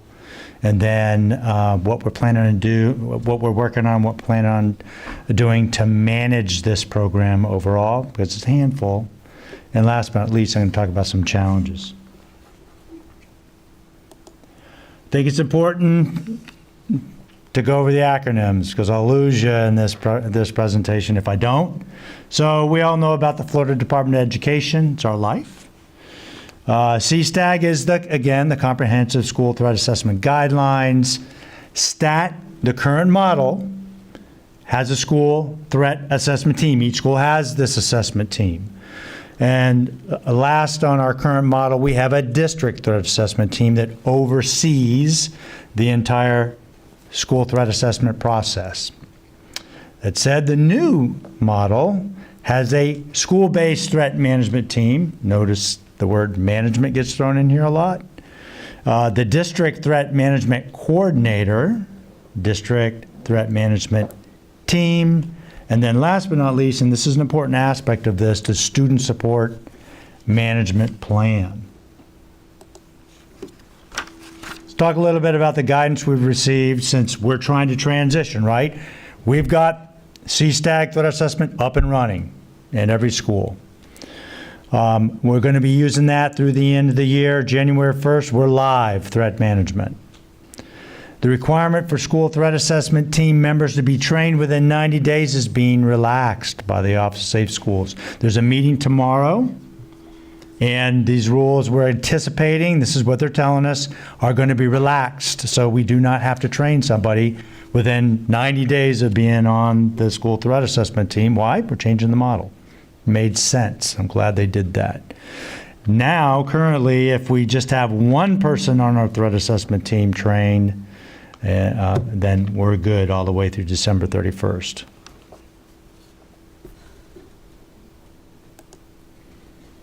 Let's talk about our threat documentation.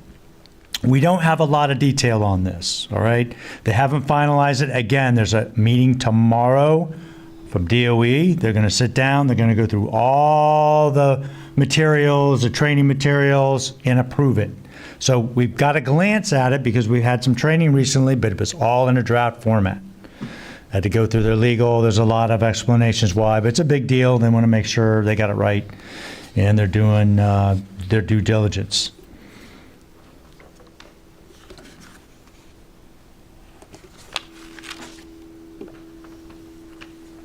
So what are we doing to get ready for the training? Because we're going to have to train this new model. Well, the superintendent has appointed threat manager trainers. All right, we actually had to send resumes and our background and experience up to FDO, yes, FDOE, Safe Schools, and it's being evaluated. So we have 6 trainers that have been submitted. We're waiting for their feedback. I'm anticipating everybody in this group will be approved. Threat management trainers will begin training once we receive the train the trainer. So we're expecting that sometime in September. They assure us we're going to get it. So there's 4 required roles on a threat assessment team. That has not changed. That's the current model. It's the same for the model coming up. There needs to have a school administrator, a dean or somebody out of teaching and learning, a mental health designee, and last but not least, and this is really important, it's required to have an SRO. Required. Other requirements, fortunately, we're done. We were required to appoint at each school a chair and a vice chair. That's appointed by the principal for the threat management team. That's done. They just came down this week, actually it was yesterday, with a memo saying, okay, and you need to name the other people as well. So we've named the chair and the vice chair. We're working on getting the names of everybody that's going to go onto each team. If you're on the threat management team and you're not the chair or vice chair, 1-day training. Okay, it's an 8-hour training. If you're the chair or the vice chair, it's a day and a half. You're the principal, it's a day and a half. So that's what's coming. So here's some good news. In anticipation of this, we asked them, hey, why don't you come here first? We'll be your test trainees and put on the training here. So they did that for the district threat management coordinator training, and they've trained 180 of our SROs right up front. It's very difficult getting the cops out of the school. They got to be there, right? Bell to bell. Have to have a law enforcement officer on campus. So we managed to get them to train 180 of them. We're anticipating training the remainder of them. We've got them coming back on October 27th, and we're working on getting the venue and getting that all set up. But we're real happy with that. And we think we're going to get it done. All right. So here's the big heavy lift. We're going to have to train approximately 1,200 of our staff in person, no more than 50 in each one of these sessions. Now, you may be saying to yourself, is there an online option? The answer is no. Okay? Makes a lot of sense, right? But no. You may be thinking, can't we get everybody just in a very large room, maybe a couple, we'll go into one of these auditoriums in one of our high schools or something. 50 per class. So what they say, we do. We're all about it. We'll get it done.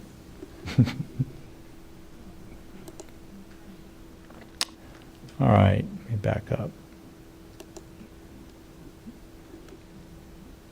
I'm going to go over the workflow for you. I think it's important. You guys are going to probably want to get into this. So here's the workflow. I like it. Previously, we had what was called a decision tree. They've referred it to as a threat management workflow.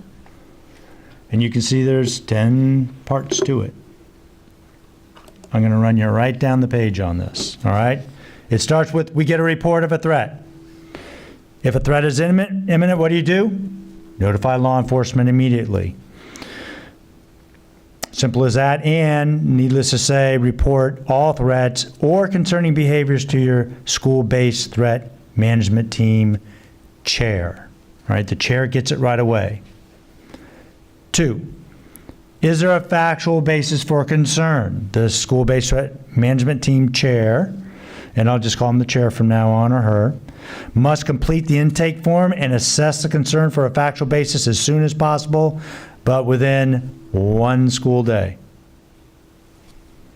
3, is there a concern for harm towards others? The chair determines the type of harm, self-harm, harm towards other, or both. And I will step over here and say this. If it's harm to self only, it's going to be referred off to mental health. We'll work on the de-escalation and the whole process. You all have been deep in discussion over that in the past, so that'll be referred over. If it's harm to self and harm to others, it's going to involve both of those at the same time. Number 4, is a full school-based threat management team appropriate? The chair can determine whether it's appropriate or not. The chair determines whether to review by the full school-based threat management team. If both self-harm and harm towards others matter, the matter should also be referred again to the self-harm evaluation.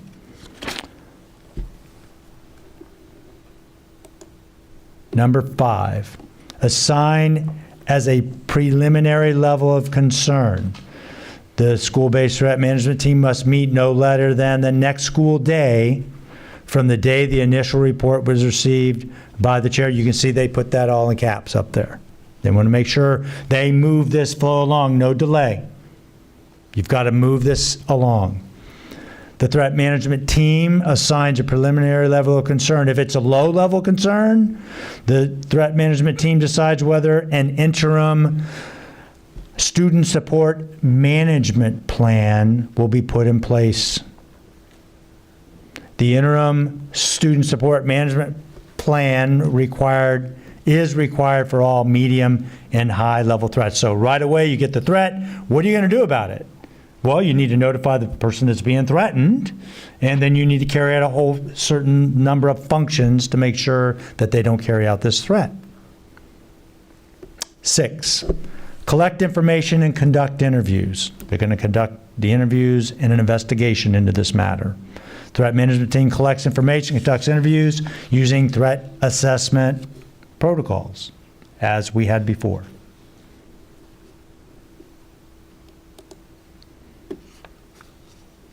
Number 7, is there a low, medium, or high level of concern? The threat management team meets within 2 school days after initial meeting to determine if the claim is unfounded or is there a low, medium, or high level of concern. 8, is there a medium or high level of concern? Must implement, again, the student support management plan. All student support management plans must be reviewed at the monthly school-based threat management team meetings. It's got to be, again, back to the management piece I mentioned earlier. 9, is the level of concern high? If it is, the matter may be referred to the district threat management coordinator, to the district threat management team for evaluation. So right away, it's a high level of concern, send it up to the coordinator, send it up directly to the district threat management team. They need to know about this. We have a student with some serious concerns. Again, if the level is high, it automatically gets reviewed by the district threat management team. And 10, if the district threat management team receives a referral for a medium level of concern or the matter is high, the district threat management team must convene within 2 school days. The district threat management team may prioritize the support the matter in conjunction with the school-based threat management team or refer the matter back to the school-based threat management team. That's all a mouthful, I know, but it must be referred back. The district threat management team may stay involved in the case for the entire student support management plan period or refer the matter back to the school-based threat management team. So if it's a low level of concern and it is referred, then it's going to be monitored by the school-based threat management team, the district threat management coordinator, for 90 days. If it's medium, 180 days, and if it's a high level of concern, it's a minimum of 365 days that this has to be managed. Now, when I say manage it, what's that mean? They're going to be looking at this student support management plan. Is it working? How are they doing with their grades? Have they received additional disciplines?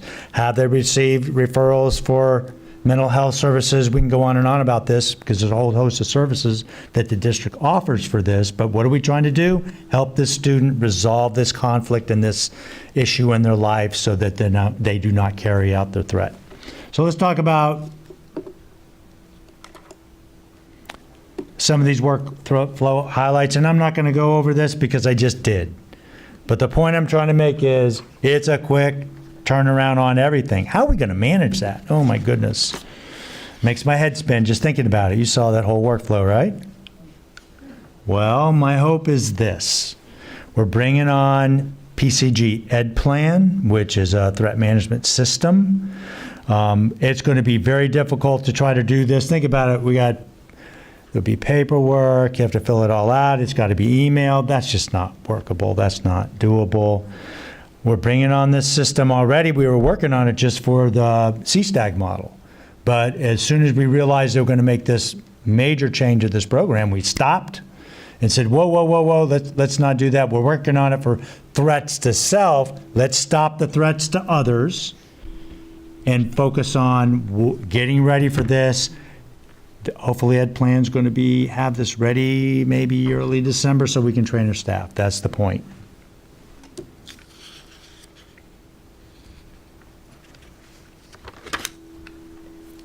Let's talk about some of the challenges, and there are a few.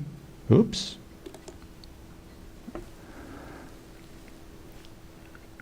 We need to address all submissions within 2 days due to the high volume of threats reviewed. That's a challenge. Think about that. It's got to go. It's a lot of movement to get to your district threat management coordinator and your district threat management team if it's got to go all the way up its high level. Another challenge is to review all high-level findings within 2 days. Again, it's going to require our threat management team to probably meet 3 times a week, Monday, Wednesday, and Friday, just to stay on top of everything. The district threat management team should be comprised of one designated individual for the 4 disciplines I mentioned before: school administrator or administration, instructional, mental health, and somebody from law enforcement. It's going to require a periodic review. We're going to have to look back on this stuff and make sure, are they staying on top of these things? Are we managing the high-level threats for at least 365 days, medium level for 180? It's just going to take a lot of oversight and review. I think the one real positive out of this is that they are requiring, and I like this, that if a student makes a threat, that the school-based threat management team is going to have to bring somebody with some knowledge of that student temporarily into the team to discuss what's going on in that student's life. So get back to that whole idea of what's going on with the student, why are they acting out, why are they making these threats, and helping them resolve those threats. So turn it over for the superintendent's comments and the board if you have questions.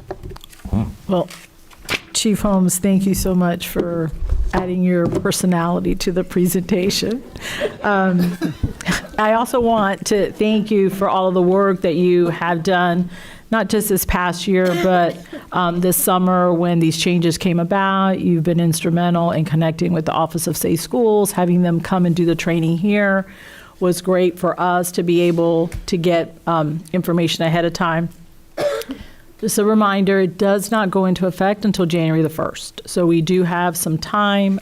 DOE also recognized that their initial request to have everybody trained by December 31st, knowing that the training wasn't going to come out until late September or October, was not doable. So we're grateful that they reflected on that, and now we have a little bit of breathing room.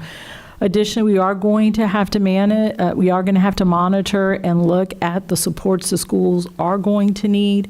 You know, obviously we have some schools that have very few, if any, threats throughout the year, but then we have others that have quite a bit, and so we are definitely going to have to monitor the supports that are needed at the school level so that they are still able to educate our children. And I'm hopeful that we will be able to do this to keep our children safe, and we're ready for any questions you might have.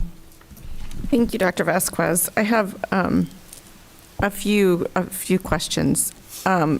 With the school threat assessment teams, it has to be SRO. What are we doing for the charters that don't have SROs that may have guardians on their campuses? Yeah, we do have charters with guardians. We'll be working with the guardians and the local law enforcement agencies to look for a solution to that. Okay, because if they only have like 1 or 2 days, that means they're going to be pulling people off the road to get in the school to do these threat assessments, correct? We'll be working with them, Vice Chair Gallo. We're going to try to get something in the works so they understand that this is coming. So we haven't made the ask yet, but they know what's coming. Okay. And then just typically, a typical school, who's usually like the chair? Who does the principal assign as the chair and the vice chair? Like whose time are we taking up? That's a great question. Usually it's an assistant principal. Now, not all schools have an assistant principal. Yeah, they do now. They do. They all do now. Even the elementaries? Yes. Hallelujah.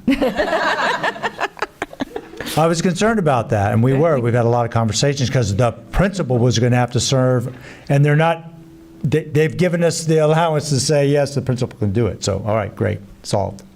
So it's usually the assistant principal or the dean over discipline? I know what the APs are saying right now. They're going, oh, no, here we go.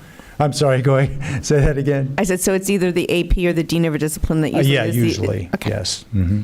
And then, do we have any idea about, how, like, typically, I guess we don't, how many people will fall into that high or medium category that we're going to be monitoring for 180 to 365 days? That's hard to tell. Remember, we had the very serious substantive threats in the previous model or the current model that we're using. So it's not a high percentage. I didn't think it's not. I don't have the number. Okay. But it's not a high percentage of students that make a very serious substantive threat under the current model. That's good. And then this online portal from the Department of Education, we've been promised a portal since this was invented 5 years ago. So how comfortable are we that there's going to be an actual portal? Comfortable? Yeah. It's kind of a strong word for that. They say it's going to be done. They've got a date and everything. They put it in the statute, but we'll see if it happens. Okay. We know that what we're required to do, we're going to do everything we can to make sure that happens on time. Because a lot of what we're collecting without the data clearinghouse to kind of house it, it's not shared. It's not able to be shared amongst different districts, and we have a lot of mobility. We have a lot of people moving around. So, and we've seen this before, right, where kids start in one district and go to another. So it's so important that that data is able to be shared, not just among agencies, but among districts as well. And I know that that's their intent. That's why I asked. All right, thank you. Thank you for this great presentation. Sure. And Member Salamanca. I just have one question, which is around, so the 4 members on the school team, one of them is an instructional, so a teacher, is that what I'm A teacher, yes. And it could be the dean because they have instructional background. Oh, okay. So At it the could same be level, dean, but it right. just depends on how they want to break it down at Yeah, each 'cause school. I mean, looking at some of these schools that maybe have a higher number of threats than not, I'm thinking the teachers also being a little stressed out about, that's a very short time to turn around some very high stakes stuff. So I was just curious, did the state give us additional funds to also, are they getting more money for all this extra time they're spending on threat assessment?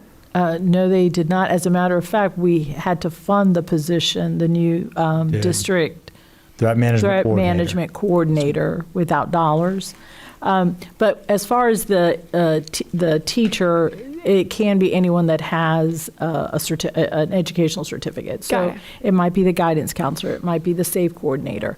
What I think is key is that they want someone that knows the student. Mm-hmm. So that's why we think that the guidance counselors and the SAFE coordinators are usually the ones that are closest to some of our students. But in some cases, we may need to bring a teacher that is knowledgeable about this student to be able to participate on that team. Yeah, just frustrates me when we add more work and at such high rate, but then we don't have funds to support folks who are raising their hand to do extra work. So that's unfortunate. Thank you. That was all. But thank you for the presentation. And I think this is all great, and I do think our kids will be safer with this, but I worry about the adults in the room who have this very important task of our student safety, and then there's not really much that comes with high responsibility and all these extra hours of work. So that's to talk to the DOE about. Thank you. Thank you, Member Salamanca. Thank you. Thank you, Chief Holmes. We appreciate all the work you do for OCPS. All right, we are going to move on to proclamations. So our first proclamation is we are proclaiming September 2023 as Workforce Development Month in Orange County Public Schools.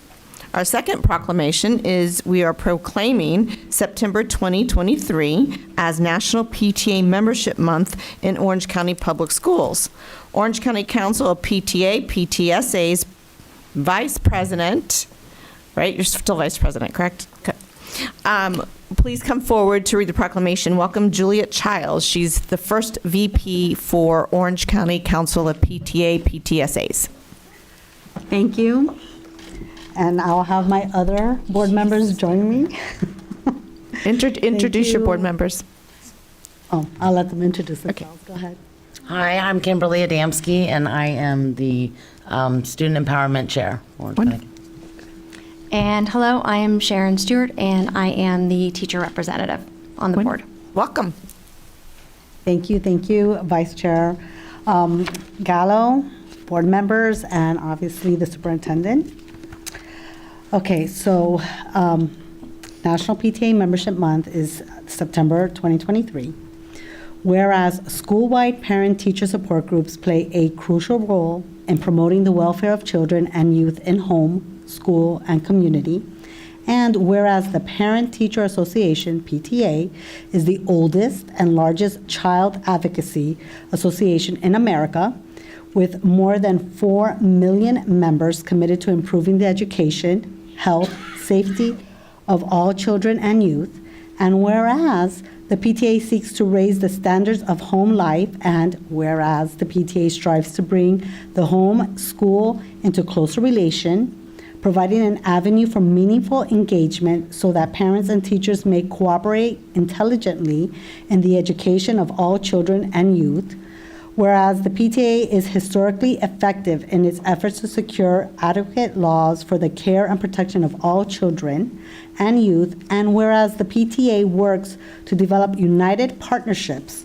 between educators and the community that will secure for all children and youth at the highest advantages in physical, mental, and social education, and whereas parents, teachers, students, government officials, community leaders, and all other citizens who become members of the PTA support local, state, and national efforts that improve the education, health, and welfare of all children, youths, and families, and are needed to provide concerted and sustained efforts in these objectives that are to be achieved. And whereas membership in the PTA is proven method and forum through which to organize and pursue such efforts, and whereas the PTA nationwide network provides its members with the tools and resources to collectively influence the decisions that affect all children and youth, not only at their schools, but also throughout their districts, within their states, and across the nation.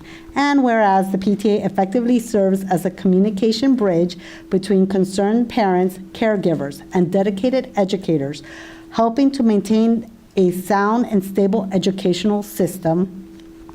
And whereas Orange County Public Schools recognize that the PTA has been an important link between the classroom and the home, now therefore be it resolved, the School Board of Orange County, Florida, does hereby proclaim the month of September 2023 as the National PTA Membership Month in Orange County Public Schools.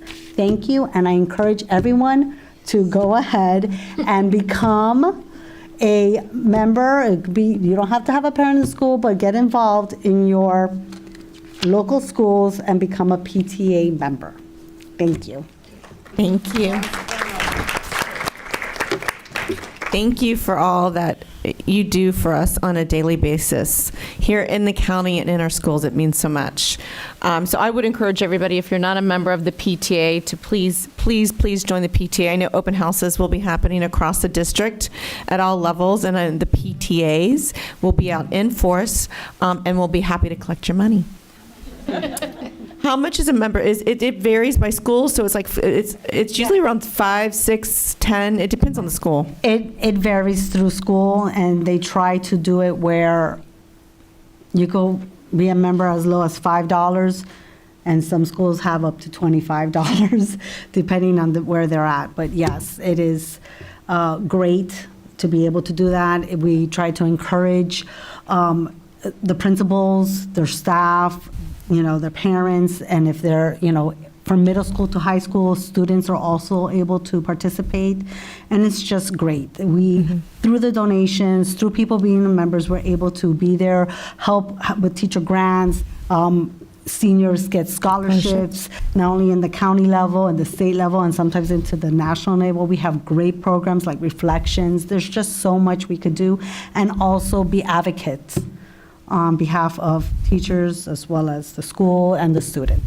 Yeah. So the PTA at schools, and many up here know this, in fact, all of us, I'm sure, know this, they do a lot of things at the beginning of the school year for teacher appreciation. So for teachers to join for $5, $10, you'll get that money back in spades just in free food.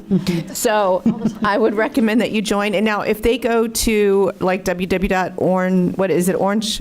It's occpta.org. And is Member Hub linked so they don't even have to go into school? They can go into Member Hub and decide what school PTA they want to join? Is that an option? Absolutely. And Fabulous. Did y'all hear that? Yes, and Okay. even within the schools, if you go to your local school's website, there is a tab for parent involvement, and when you go down there, then you're able to go ahead and they link it to wherever it is to support their school as well. So Wonderful. I encourage it. Thank you. Thank you. So I would encourage everybody. They do such great work in our schools, and we know there's a direct correlation between parental, grandparent, every parent involvement in our schools and student outcomes. So thank you for all the work that you do. Next, we're going to proclaim September 2023 as Attendance Awareness Month in Orange County Public Schools. This is one of my personal favorites. We need kids in schools learning, so this is fabulous. We're just trying to bring awareness and education to the importance of chronic absenteeism and what absenteeism means. Because if your child misses more than 11 or 12 days, more than 10% of the school year, they're considered chronically absent, and that could just be 2 days a month. So for those of you taking your children to Disney World 2 days a month and think that you're not doing harm, your child would be considered chronically absent, and that's the loss of instruction. So just bringing awareness to that. The next is proclaiming September 9th, 2023 as Fetal Alcohol Spectrum Disorder Awareness Day in Orange County Public Schools. So thank you again, y'all, for being here, for the PT for being here. Dr. Vasquez, are there any changes to the agenda? No, Madam Chair, there are not. Awesome. The chair will entertain a motion to adopt the agenda as posted. I move to adopt. We had a motion by Member Castor Dental first, a second by Member Salamanca. I didn't hear her, I'm sorry. Okay. All in favor? Aye. Thank you. In order to provide governmental transparency as well as reasonable opportunities for the public to access and participate in the decision-making process, there are various methods by which the public can provide input to the school board on an agenda item. Those include coming to speak to the school board in person and via email in advance of the meeting. Those methods are all published on the district's website and in BoardDocs. Ms. Invall, do we have anybody that wishes to speak to the board on the agenda for this evening? Thank you, Vice Chair. Yes, we do. We have one yellow card that's received today by Sandra Thuringer. However, she indicated that she wants to speak on item 12.0, which we don't have. We have 12.01 or 12.02, so I would need to have her tell us which one she wants to speak to.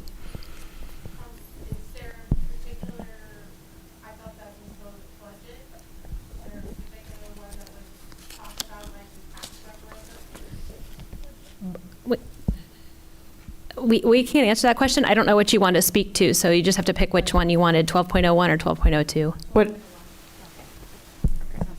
That sounds great. So now I have to read this very long public comment in person section of the agenda. For those members who have chosen to attend in person to address the school board during the public comment portion of the meeting to speak to a published agenda item, they were directed to fill out a yellow speaker request card located in the lobby outside of the school board chambers and turn it into the school board service representative by 5:15 p.m. Public comment via email. Members of the public were invited to provide public comment via email for the school board's consideration at this school board's meeting by 5 p.m. yesterday. Any emails that were received by that time were compiled by OCPS staff and provided to each school board member electronically for consideration by 10 a.m. this morning. Emails received will be part of the permanent record. We had no email comment for this meeting. At a work session on May 16th, 2023, the school board provided some guidelines for the policy BEDH pilot program for public comment, which began at the July 25th meeting and will continue through the first 9 weeks of the academic year, which ends on October 13th, 2023. The time allotted for speakers during agenda public comment period is as follows. If there are between 1 and 10 speakers, each speaker will be given up to 3 minutes. If there are between 11 and 20 speakers, each speaker will be given up to 2 minutes to speak. If there are more than 20 speakers, each speaker will be given up to 1 minute to speak. The public is reminded that all comments are subject to board policies regarding civility and time limits. Your first speaker is Sandra Thuringer, an only speaker, and she has 3 minutes. Okay.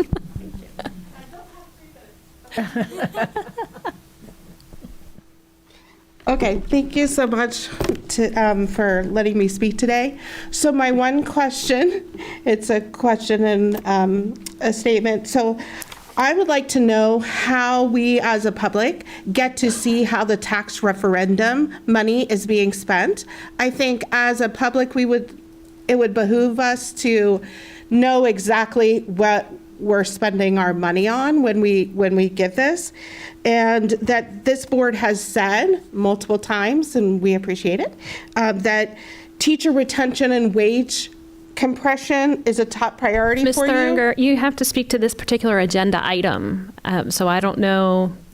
I see that you also filled out a blue card to speak during general, and maybe your comments are more appropriate for that, because you would have to speak directly on this particular item. So it's the financial business thing, so I'm asking about where the tax referendum money is being spent. But the so I agenda can't item make is the my comment. 2022-2023 annual financial report. Okay, right, and the financial report doesn't include specifics about the tax referendum money? You need to speak about what your concerns are about this particular agenda item.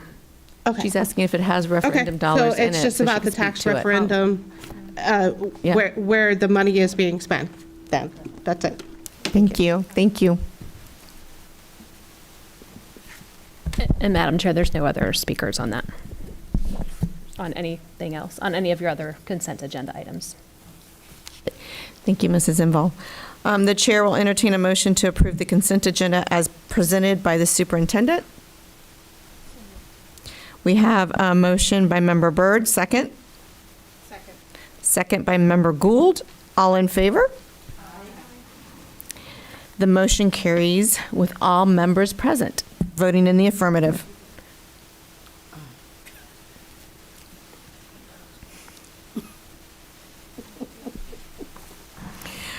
Okay, we're moving on to the non-agenda public comment period.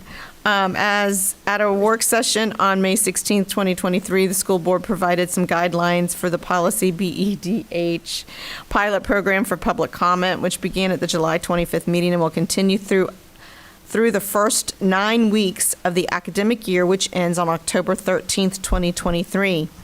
This is the non-agenda public comment period in which we invite the public to provide comment to the school board on items not on the agenda. This time is reserved to hear about items that are relevant to the work of the school board. For those members who have chosen to attend in person to address the school board during the non-agenda public comment period, they were directed to fill out a blue speaker request card located in the lobby outside of the school board chambers and turn it in to School Board Services representative by 5:15 p.m. this evening. We have allocated up to 45 minutes for non-agenda public comment period. So it is possible that not all speakers will have the opportunity to speak, although I think tonight that shouldn't be a problem. I can probably skip if you Okay, want to just skip. please. We're ready. We have 10 cards.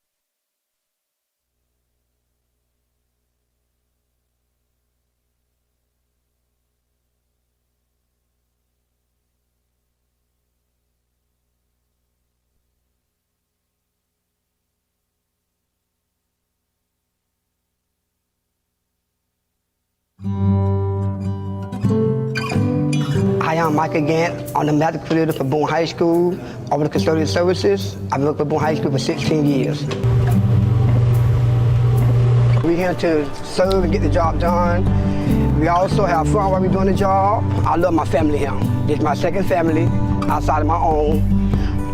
Very good positive attitude, good love, good sportsmanship. So it's a good place to be. from top to bottom. The ladies come in while the guys taking the front of the job. They do the dusting. When they finish, the guys go back, and we start scrubbing the room, getting the room ready for the fund to be returned back inside. Treat people with respect. If you want respect, you got to give respect to all the. So after this, we're going to the gym to start scrubbing and waxing the gym. It's a good feeling to know that we take care of the kids and the teachers and the parents, our principals and our AP. So it's important to me to make sure they look good as well for the community. My dad had been in for so long, and I asked him about the position, and he told me to apply, and I did, and got a call, and I've been here ever since. I want to make sure I make him proud, like he on retirement.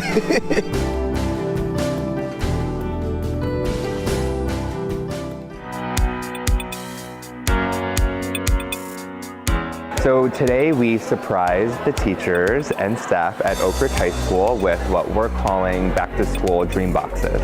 3, 2, 1. We partnered with A Souls for Souls and A Gift for Teaching, and we selected 5 local Orlando high schools to benefit from these dream boxes. It's important for our teachers and staff to feel appreciated, and I think today went above and beyond that expectation or that goal. Thank you, teachers. Thank you so much. At the Coach Foundation, we have a mission called Dream It Real that is around creating opportunities and removing barriers for the next generation of young people who have the courage to dream it real. And we know that the next generation's dreams wouldn't be possible without the support that they get from their educators. It is not a secret that sometimes teachers and educators are a little undervalued. So feeling like the community is realizing that we are important. So it is fantastic to see that they're actually going out there and they're doing their best so we can feel appreciated and have reasons to keep going and keep doing what we do. We hope this brightens your day a little bit and gets you off to an amazing school year. So thank you for everything you do. These young people could never achieve their dreams if it wasn't for you.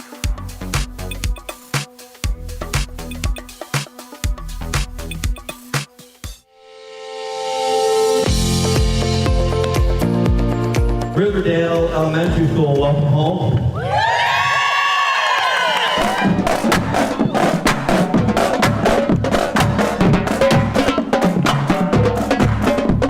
Months ago this all happened. Can you believe it? 10 months ago. And those 10 months were everything wrapped up into one, okay? They were hard. They were amazing. Good morning, welcome. They were bountiful as far as what it produced in our students and teachers. So nice to see everybody. Hi. It helped us create new friends that we didn't have before. All these things wrapped up into one thing, and what it reminds me, everybody here, that when bad things happen, and they always happen, good people come together and we make it work, and then good things happen. 3, 2, 1.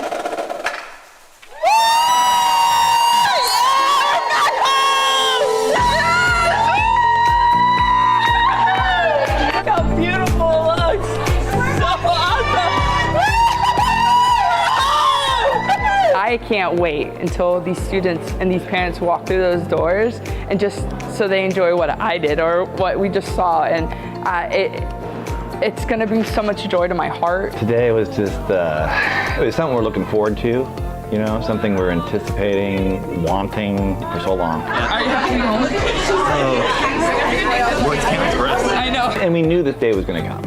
Okay, so that's kind of kept us hopeful, and when things were a little testy here and there, and people, you know, and it was just rough, we said, it's coming, we're moving home, don't worry. When you can stand back and watch the smiles on their faces as they're carrying their boxes in and unpacking their boxes. I just walked over to a couple classrooms and the teachers are so grateful and so thankful. That's why we do what we do. That's why we work for the district. I mean, to make sure that the students can be in their seats the first day of school and be happy and safe in a clean environment. It's really nothing more important than that to us in facilities. This is the biggest small district in the nation. And when I say that, and I say it a lot to people when we're talking, is that it's all made up, yeah, there's a lot of us, but it's all made up of people who know each other and have worked together in different capacities over the years. And so when something like this happens, you know, everybody has an educator heart. They just want to help. They just want to reach out and make sure you're okay. And that's what people did. Hi, my name is Pamela Johnson. I've been a school bus driver with Orange County Public School almost 30 years. We're gonna check the bus. We check in all the seat belts and everything. Make for sure they're correct. What is your main objective every day here? Safety. Make for sure I get the kids to and from school safe because the parents put them in my hands. I'm their mom now. Dash gauges, I check. Lighting indicators, I check. Fuel gauge, windshield wipers, heaters, steering, two-way radio. Horn works. Radio is on, tablet is on. Okay, we're gonna start driving. We're leaving the compound. My day starts at normally between 4:30 in the morning, and it ends like 6:30 in the evening. I have a break in between that normally starts about 10 to 1 o'clock. My morning run consists of all ESC kids. All my stops are door to door. Normally through the school year, I'll have like 20, 23 stops. Good morning, Deshelle. Deshelle, good morning. Good morning, Ms. Pam. You gonna say good morning? Say good morning. Good morning. Good morning, Ms. Monica. Say cheese. Who's that? Miss Pam. And is she your favorite? Favorite? You never know what the kid has been through that night before. So just the kindness and caring. Sometimes a child that's having a bad day, you make them have a good day just knowing that you care. I tell some of my kids, or I tell all my kids, have a good day. But this is our future. These are the ones that's gonna be running things. So you just never know. So you should never put a child down or anyone down. Bye, sweetie. See y'all later. Have a good day.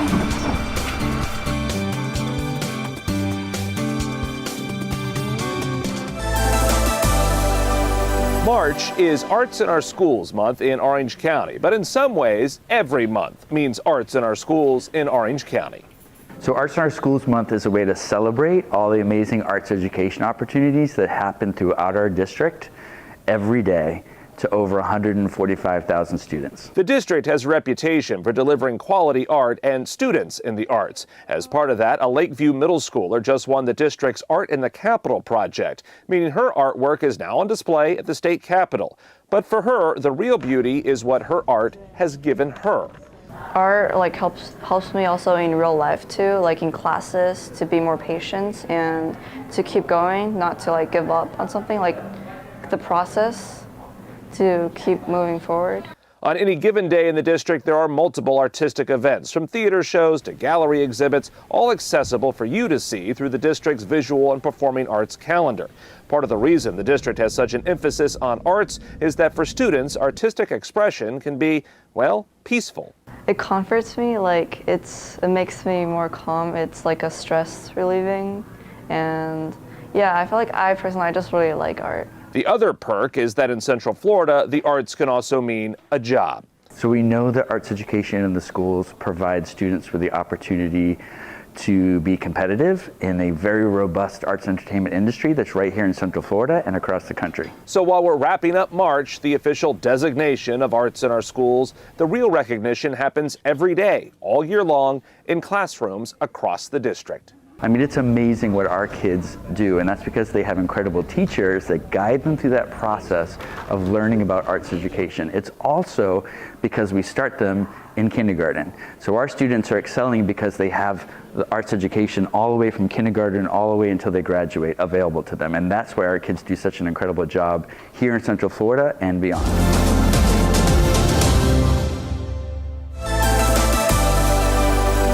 This is the STEM Spark event at the Rosen Plaza, where 130 students from Edgewater, Evans, and Dr. Phillips got to see where a STEM career can lead. We are here to inspire and excite students about STEM careers, give them an opportunity to engage and interact with local professionals in the STEM area. And students got to meet a who's who of big-name companies all putting STEM degrees to use. Disney engineers, First Robotics, EA Sports, and others, all here to inspire the next generation. Meeting new people and getting firsthand opinions and experience from people who actually work in the field has been helpful and give me advice on what exactly it would look like, what I would be doing if I were to get into this field. But this is more than just coding or engineering. There is a bigger lesson being taught. To come here and see Disney employees who are females or who are minorities, and again, they're the ones presenting and they belong in the room. They're able to hear their journey. And for Edgewater freshman Venus Mejia, that is a different kind of spark. For me, it means there's more hope for other women and let alone minorities like me. I'm Hispanic. I've heard there's some numbers out there. There's very few of us out there. To give hope to another Hispanic or black woman as I would be very lovely.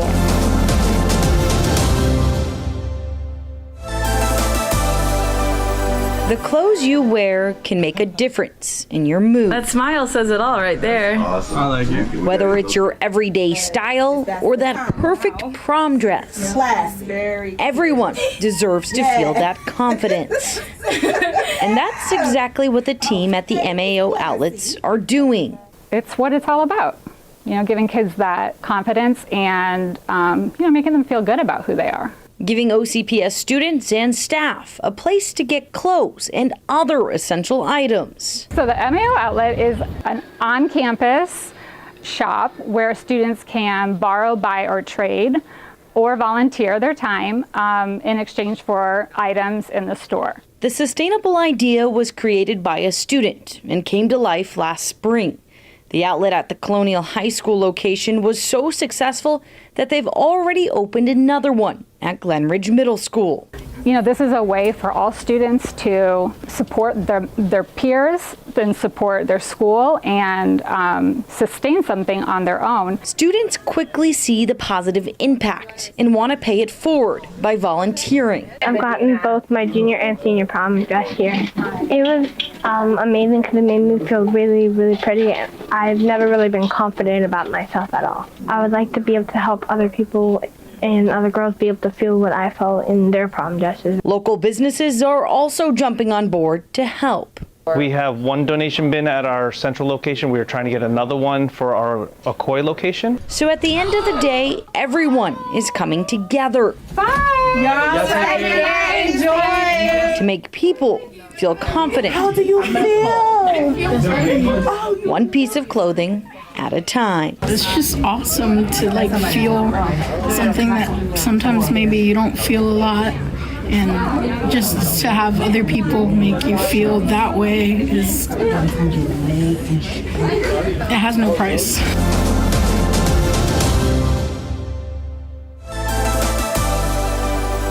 Taylor McGowan is a school-based social worker. That's her title, but her job, her passion, is offering students a place to be safe. It's okay, there's always next week too. And to be heard. You're welcome, and the week after that. My office serves as a cool-down spot, and it's also a place for kids to get direct services.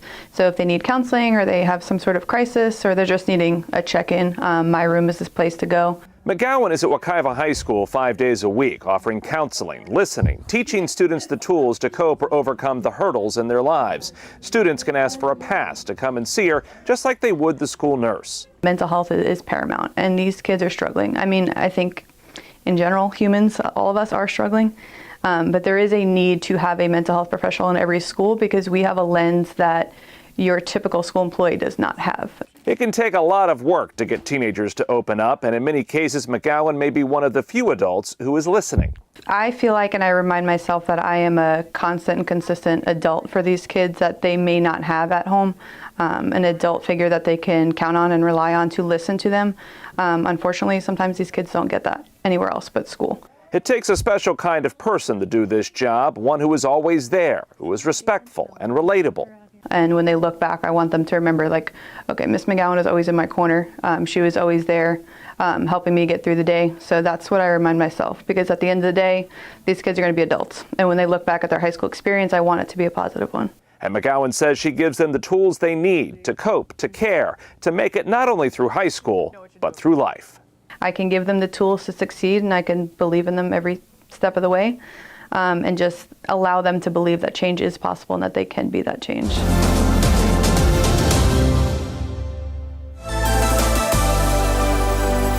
At Tildenville Elementary School in Winter Garden, the road to an education is paved in chocolate. So much chocolate. We did our Florida Turnpike for, we were making chocolate roads and stuff. How sweet is that?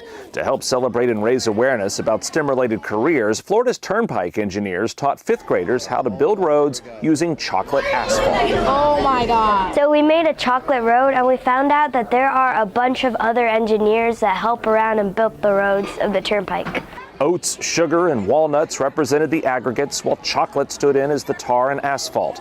The idea is to give students a better understanding of the real-life ingredients needed to build Florida's roads, both in materials and in people. Just to introduce them and let them know what is used for the roads that we use in order to maintain the construction, and just give them the knowledge of them maybe wanting to do that in the future. Students also learned about self-driving cars and what it will take to drive that technology into the future.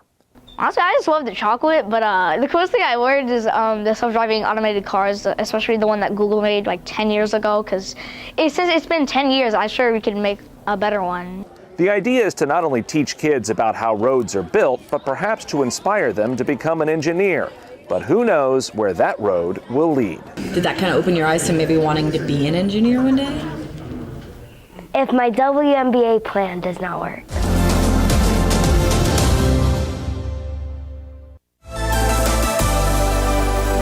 Third graders at Pinewood Elementary are learning about Black History Month, but they're doing it in a different way. It made me learn a lot of stuff. When I was reading books, I didn't know some words, but I read it over and over again until I got it. The class is working on Black History Month PowerPoints, where each student chooses a significant figure from history and researches them for what they call a living wax museum. And I will be giving you guys a presentation on Dr. Martin Luther King Jr. So the kids are having a fantastic time making presentations, learning about their special person that they're chosen, and then discussing who they chose with other people as well, so that we're all collectively learning about a whole lot of very important historical Black figures. Students are also celebrating the culture and customs and even dressing the part. Everybody is wearing a dashiki because we are proud to represent our ancestors. We're proud to wear clothes that represents royalty. It makes me remember my ancestors. It feels like freedom when I wear these. But this is about more than just learning. It's about being inspired. And so I can gain the same reputation that Martin Luther King has in this world. Those are big shoes to fill, but these third graders seem ready to take the steps to get there. Offer grace when people doesn't deserve it. Be kind. Work hard. And perhaps that's the biggest lesson here. It's not just about history, it's also about the future. I need them to know that we are standing on the shoulders of giants. And what we do going forward is all attributed to the people who came before us. So if we hold their values dear to us, we can use that to push ourselves and the next generation forward.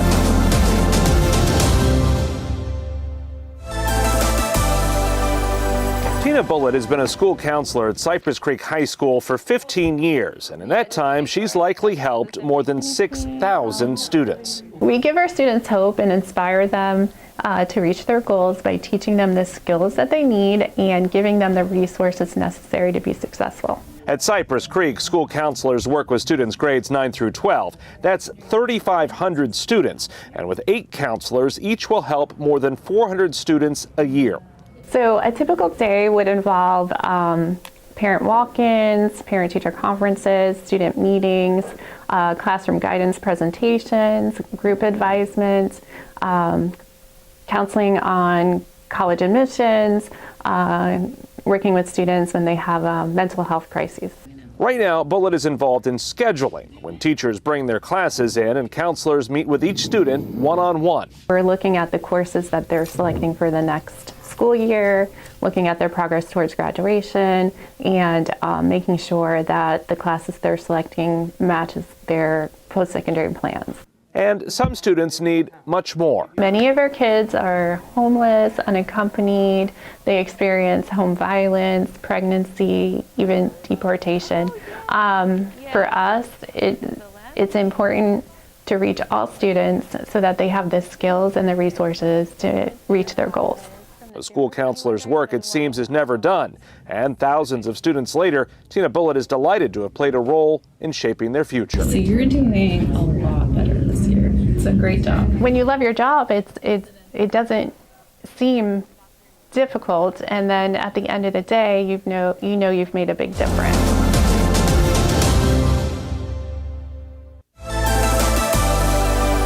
At Gotha Middle School, it's cool to be kind. Thank you. We are all accepting that we are practicing kindness every day, that we are being respectful every day, and that we are, purposefully making decisions based on kindness instead of just going throughout our day. The school is going all in when it comes to celebrating Random Acts of Kindness Week. Be kind. Students are crafting chalk messages of encouragement, others leaving kindness notes, some even decorating lunch bags. Showing kindness can really help people if maybe they're struggling, maybe something's going on in their lives.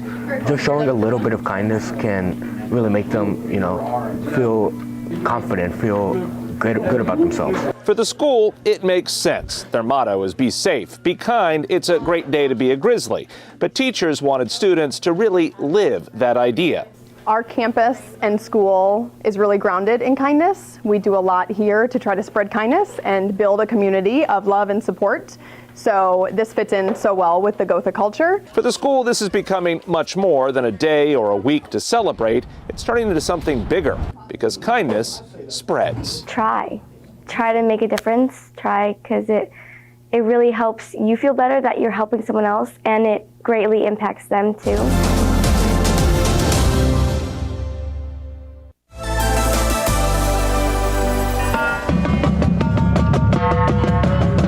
It's not every day that a busload of students and teachers from France show up at your school. It's a great experience for our students to be here and to maintain the relationship between America and France since George Washington and Lafayette. And we are very happy to be here. As part of an American-French academic and cultural partnership with a high school in Lyon, France, Boone High School students welcomed their pen pals. Hello. 36 students who have spent the last 3 months communicating with them through email or WhatsApp, all in each other's native languages. But it culminated in a real-life meet and greet. Everything is crazy. It's really big. Everything.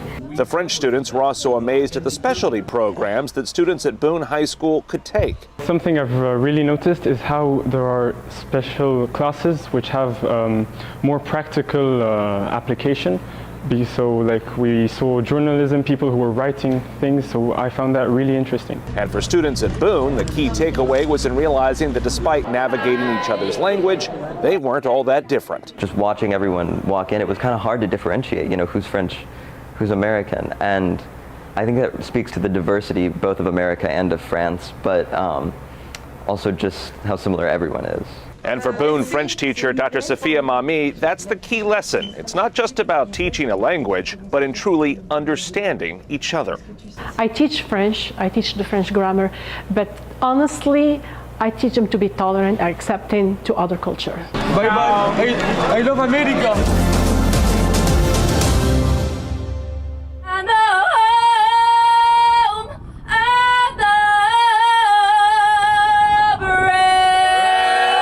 The second annual School Spirit Run, powered by Delta Dental, is officially in the books.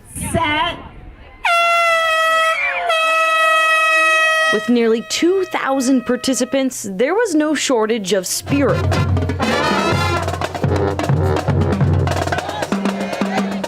As students, teachers, staff, family members, friends, and even mascots made their way around SeaWorld Orlando to support their schools.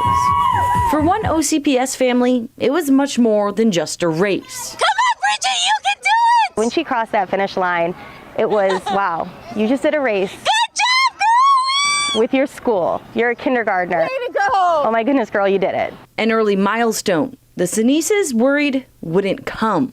Bridget didn't learn to walk until 2 weeks after she turned 3 years old. She was born with Prader-Willi syndrome, and part of that is low tone, and so she struggles with gross motor, fine motor, speech, all of that. Bridget was determined to run the kids' race with a little help from her PE coach. She walked right up to him and just said, you know, Coach A, will you run the race with me? So I was actually very honored to be able to run the race with Bridget. It actually felt special. They came and, you know, she asked me. As we're about to get ready to the race, she looks at me, she looks up at me, she goes, Coach A, just throws my hand out of the way. She goes, I got this. You know, big smile as she crossed the finish line and knowing that she did it. The Foundation for OCPS decided to make that smile shine a little brighter. Ready? On behalf of the foundation, I wanted to give you this very special glow-in-the-dark medal, right? Can I put it on you? And this is for finishing the kids' school spirit run. I love that OCPS can, you know, be there for these kids who have some extra needs, some special needs, that they can make sure that they all get to experience that inclusiveness, that they are not pushed aside, and that they get to share the same experiences as all of their peers. An unforgettable experience for a strong kindergartner who is ready to take on the world. We say, my name is Bridget and I can do anything. I am just glad to be part of it. You know, being able to help as much as I can for her to succeed. We're so grateful for, you know, this run and for the foundation for giving us those opportunities.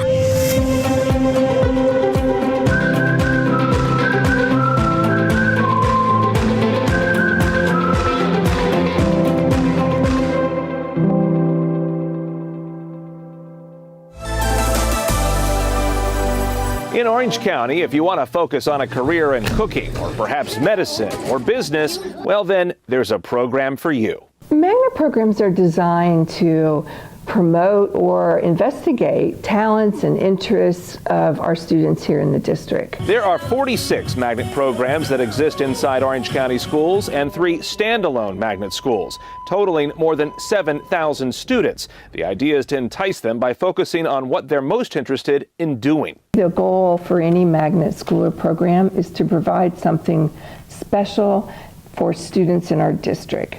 It's a wonderful way to investigate your talents, to see what your interests are, and to really try on a career. But this isn't always a career path, and that's okay, because it's still a road to learning. But what you are doing is seeing if what you believe you want to do is really going to fit you. Do you love it? We hope you do.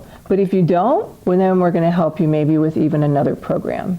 The deadline to apply for a magnet program is coming up soon, February 15th. There are currently 4,000 applicants, but no preference is given to when you apply. The district says, just like the programs offered, come see the drawing power of a magnet program. I would say check us out. Know what we're all about. Know that there's opportunity out there, there's choice out there, that you can go visit the schools, talk to the personnel. You can come to our website and see our virtual magnet fair going on right now. Check us out and see. I bet you'll find something's there for you.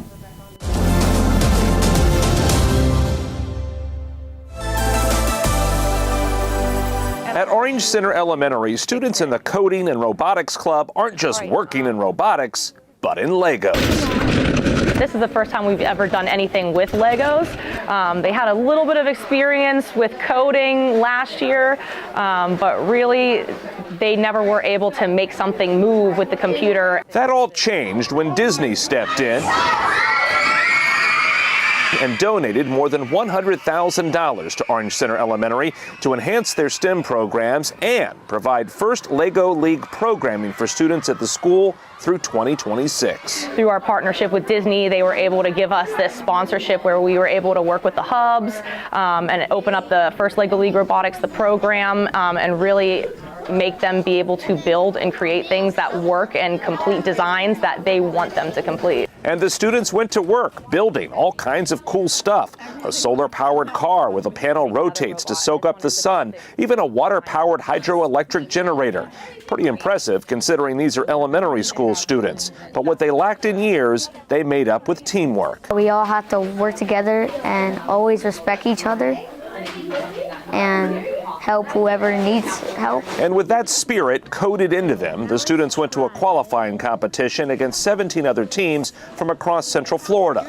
They were by far some of the youngest competitors, going up against mostly middle schoolers. I thought we was going to lose because if you would have saw them kids at the competition, I was like, oh my God, we're going to lose. But these budding builders won the award for Best Robot Design and will compete in the Central Florida Regional Championship on February 11th. Now the pressure is on to build, rebuild, and sometimes just start all over.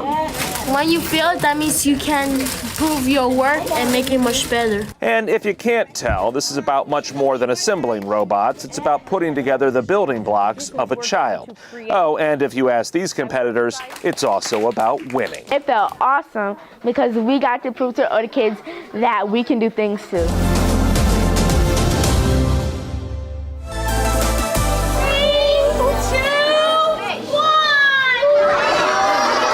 At Audubon Park K-8 school, teachers are literally taking a deep dive into education. What a better way to kick off the week than to bring in a new cool exhibit in our library. And this is the new library exhibit you'll want to check out. 2 black diamond stingrays. Oh, and they're brothers, if you can't tell. They're freshwater.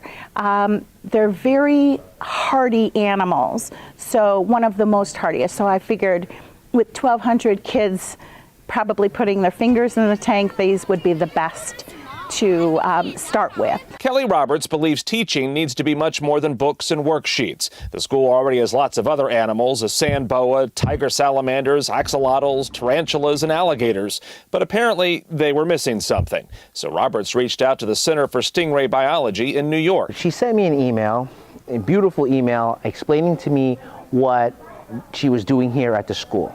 Okay, and I was really impressed with what she was doing. She actually wanted to buy this stingray, but after I heard what she was doing here, I wanted to be a part of this, and I offered to donate the rays to her.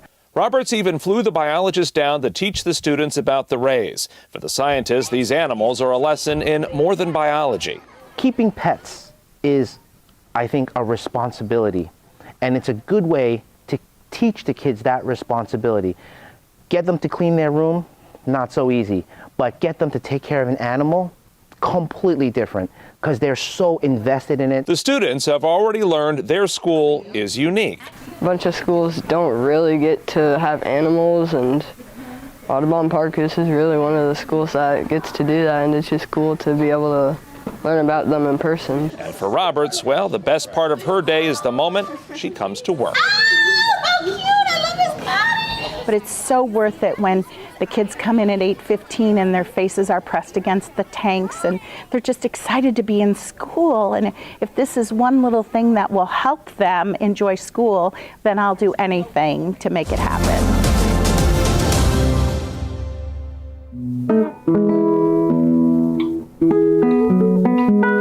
It's a really nice outlet, especially composing. It's a great art form. I like it a lot.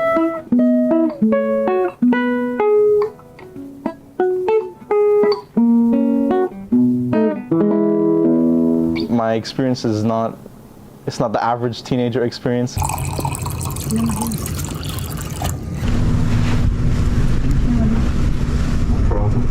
When the doctor told me if you don't do the treatment, you're gonna be here for only 4 months, because I got cancer. I got brain cancer. It's the 3rd time that I got it. Not every 9-year-old has to see their mom lose hair and the whole process, so I was a lot closer with my mom than most other boys. Yeah, well, John started virtual school, and I think it was the best thing that I could have ever done for him.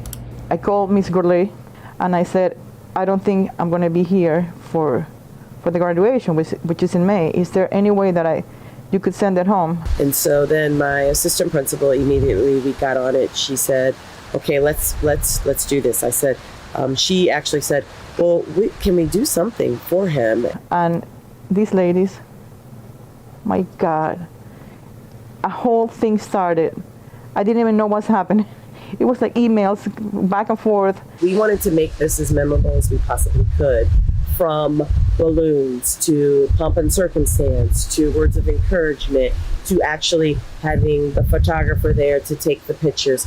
It was amazing. I'm really grateful that this was able to happen. I would never thought of something could be possible like that. For them to come here, bring balloons, giant 23 balloons, the cap and gown, the diploma and everything, it was awesome. I wasn't even sure if she was gonna get to see me graduate at all, so I was really stressed and worried about that. But now that she got to see me graduate, you know, we celebrated, we had a cake, it was nice. It was like a weight taken off my chest. I have never experienced anything like it in my life. People that I have never seen before, I've never seen these people before. They became like family. After I had finished talking, Miss Array, she held on to my hand, she squeezed my hand really hard, and she looked at me and she said, "Mrs. Gurley, now I can die happy."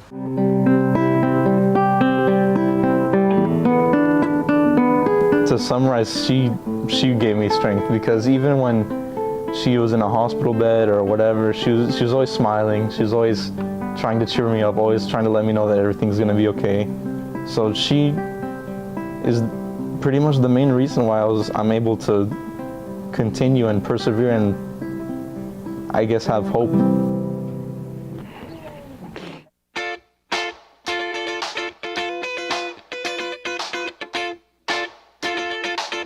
My name is Watson Hewitt, and I'm a senior at Winter Park High School. I would describe myself as a very curious person. I just really like to do everything that I can. I'm in student government.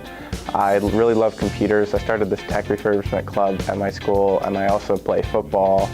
And then I'm in IB, that community of just doing something together as a team, whether that's the orchestra or like the offensive line. It's also a part of me that's just like, that loves the challenge of it. I feel like when I'm really pushing myself, that's when I'm growing.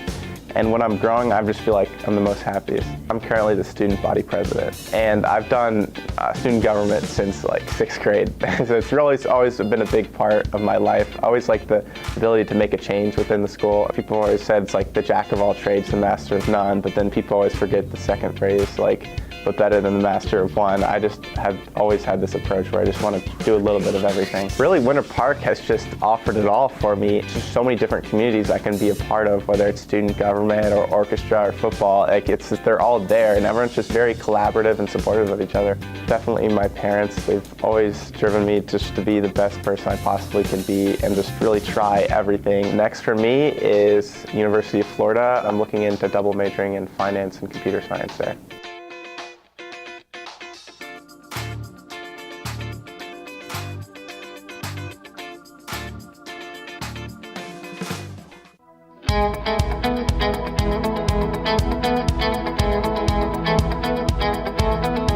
Hi, my name is Zintan, and I am a senior at Accelerations East High School. I'm from Malaysia, and I moved here about 6 years ago. There's a lot of doors. Thank you so much, Madam Chair. So my report this evening is going to focus on the work of our discipline task force. Mr. Mohammed, thank you so much for being here today and representing the district task force. I'm going to ask Wendy Ivory to come up and introduce Mr. Mohammed, and then he will give the board an update on the work that the discipline task force has completed, and I'm thrilled that their work will continue for this upcoming school year. Yes. Good evening, Vice Chair Gallo, board members, and Superintendent Vasquez. First of all, I want to thank you for the opportunity to serve as the facilitator of the Discipline Task Force.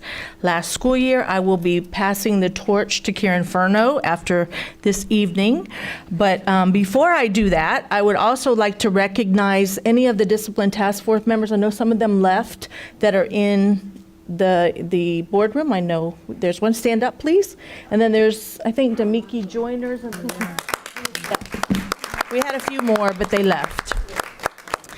So this evening I have the pleasure of introducing Tadar Mohammed, who is the member of the Discipline Task Force and graciously accepted me begging him, no, I didn't have to beg him, he said he would do it, to come and present to you.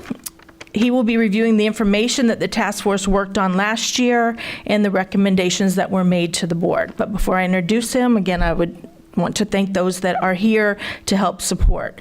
Mr. Muhammad is an accomplished leader and currently the Chief Operating Officer for CareerSource Central Florida. He oversees the agency's operations and ensures its continued success through connecting career seekers and businesses to strengthen Central Florida workforce and economy. Not only is he an accomplished leader in his community, he and his wife Gina of 17 years are also parents to 4 children, Elijah, Sierra, Mariah, and Malik. Mr. Muhammad enjoys giving back to the community and volunteers his time to various nonprofit organizations to help make an impact, and we're very thankful that he's volunteered his time on Superintendent Vasquez's Discipline Task Force. It's with great pleasure that I introduce you to Mr. Tadar Muhammad.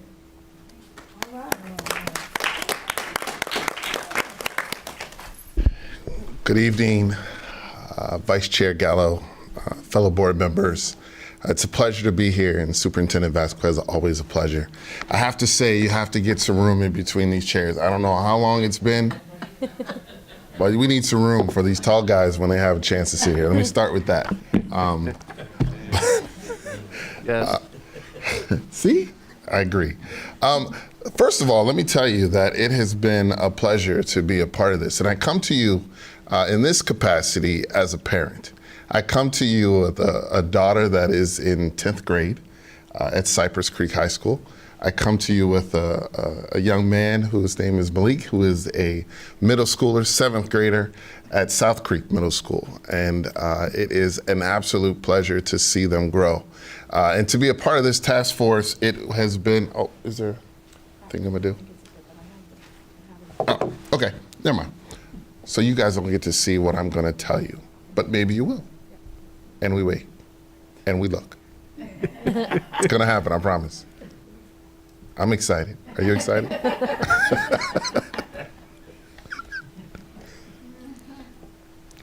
So, as a parent, support's coming.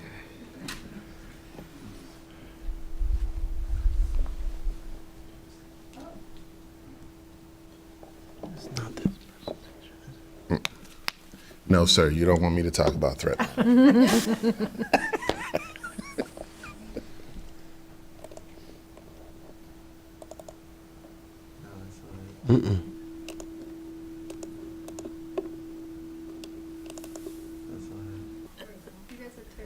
know it is. You guys waited all night for this.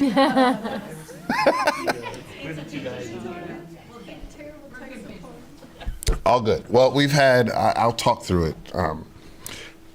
First of all, the task force was established to support, and we had 27 members across our community. I think what's interesting about that is you had everyone from parents, you had school, you had deans, you had principals, you had members of the community that really thought that this was an important opportunity to share. And I was honored because I did not know what I was walking into, but I was excited to see the diversity of the group be represented as a part of that. So that was really, really an important part of the process. The purpose primarily was to review practices, procedures, and policies associated with student discipline within OCPS, and then make those recommendations that would increase opportunities to create a more positive climate and safe learning and working environment. That was the idea. So we met monthly. We had several different thought exchanges that obviously Superintendent Vasquez, during her travels, she was able to listen and learn from the community, which I was a part of too. And then come back and talk about some things, some various things, whether they would be around consistency. Obviously, he's back. You're the man, right? Appreciate it. I like that. As well as we talked about consistency. We talked about cell phones, as you well know. And we talked about fighting and the association of those things relative to that. I think that that's an important conversation that we were able to have because it really was a dialogue. It was, hey, this is what we see, but let's listen and learn and hear from one another. I think that was an important part of the process. Right? Right. What did he say? So I'm going to keep it moving because I know that you guys have been there for a long time. Some of the topics, and I hope to add some clarity there, is we looked at discipline data for level 3 and 4 infractions. Many of the task force members didn't have some of that knowledge, and others did. So we were able to listen and learn from others that really understood what that meant, and then we were able to talk through that as a group.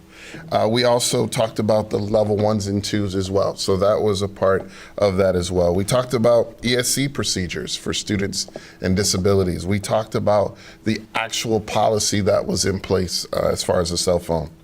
We talked about current practices as it relates to consistency, and we talked about culture and climate as well.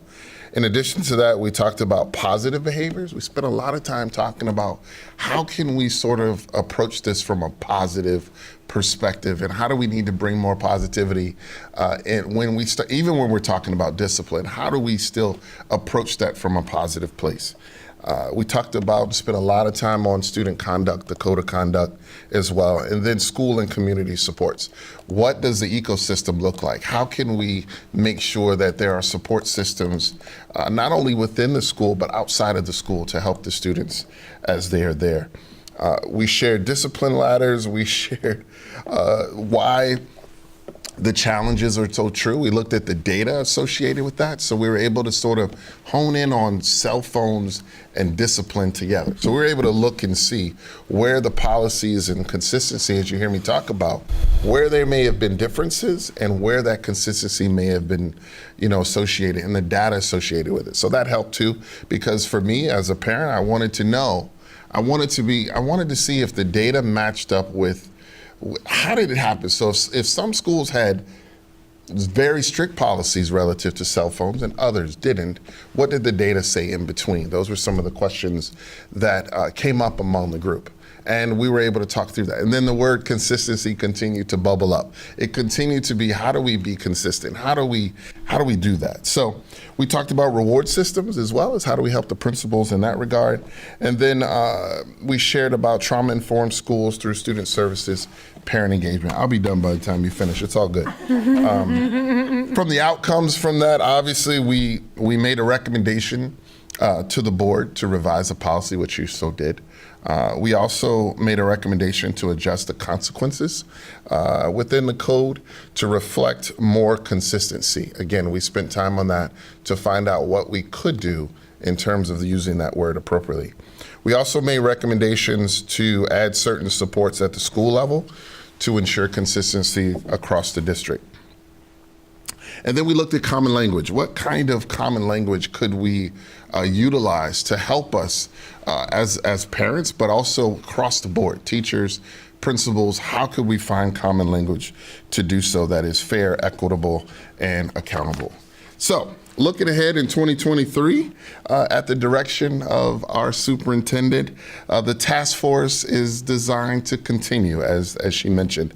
And we will continue to meet monthly and collaborate on innovative practices. So we've got our work already cut ahead of us already. Innovative practices occurring at school is one area that we're going to look to. We're going to continue to look at the discipline data to see that if it's changed, if it hasn't, what things can we continue to emphasize to make sure that our students are safe. We're going to have continued discussion. I think it's an important opportunity for us to continue to talk about consistency, culture, and the climate. We still need to make sure that we hone in on that.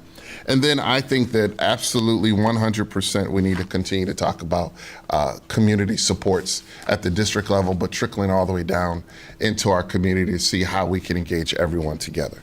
So without a PowerPoint, I appreciate your time. Thank God I had these papers with me, but thank you so much for the opportunity. Any questions you have, I'm happy to answer. Thank you. Thank you for all of the work that the committee did. It was fabulous. This was important to all of us on the board to try to get an idea of where to even begin when we were dealing with discipline, because it was so pervasive in our schools. I'm looking forward. I'm so happy that y'all are continuing your work. I think there's still so much work to do. I think some of the feedback that we got was wonderful last year. I think there's so much more to do, so much more work to do. So I look forward to to y'all doing that good work and hearing feedback. Hopefully we could hear it like on a monthly basis or something, recommendations, so that we can try to implement them real time. But we really appreciate this. This is so needed, and I'm so thankful that we have those experts in that room that are helping us figure this out with our students and with our community. So thank you. Thank you. Member Gould. Well, I'd like to thank the task force for this past year's work and already for your future work, because I think being able to articulate this, it really creates some of that common language and culture. But I especially like to thank the superintendent, because she started her first 100 days in a sprint, going out to community members, to teachers, to students, to every school in every region, and really opening up a thought process to capture what people were worried about the most, and looked for ways to immediately begin addressing those concerns, and in some cases solving them even without needing a task force. In all cases, this is a much bigger issue. The state did pass legislation about the cell phone policy that you had brought up, but you had already started a pilot, and some of the schools had started pilots, really looking at what would it mean if we could get the kids to put cell phones away during instructional hours. And it had a dramatic effect, and we're looking forward to that now that it's not only the state law, but really a direction we wanted to go. Anyway, so thank you for your leadership in this. Thank you for listening to, bus drivers, to teachers, to neighbors, to students, and of course to us. So thank you very much. Thank you, Member Gould. Member Salamanca. Yeah, I just wanted to say thank you as well, and just to all the members of the task force. I know a couple more of them were here earlier, but it was such a stacked task force in terms of perspectives and careers and experience and what each of you brought to the table that, but definitely kudos to the superintendent. I just think we as a district can learn so much from these think groups, and it's really, really a powerful way for us to leverage our community and to really get a sense of the voices out, and really truly so many experts that are not always within the district but outside, but we still want to get that perspective. And so thank you for that. Thank you for sticking along with us. It really matters. We up here want to hear from folks like yourself and the rest of the task force, because you bring very unique perspectives and creative and innovative solutions that if we can work through it, and if it's facts and evidence-based, we're always happy at the district to try, and this board is always very willing. So thank you for your work.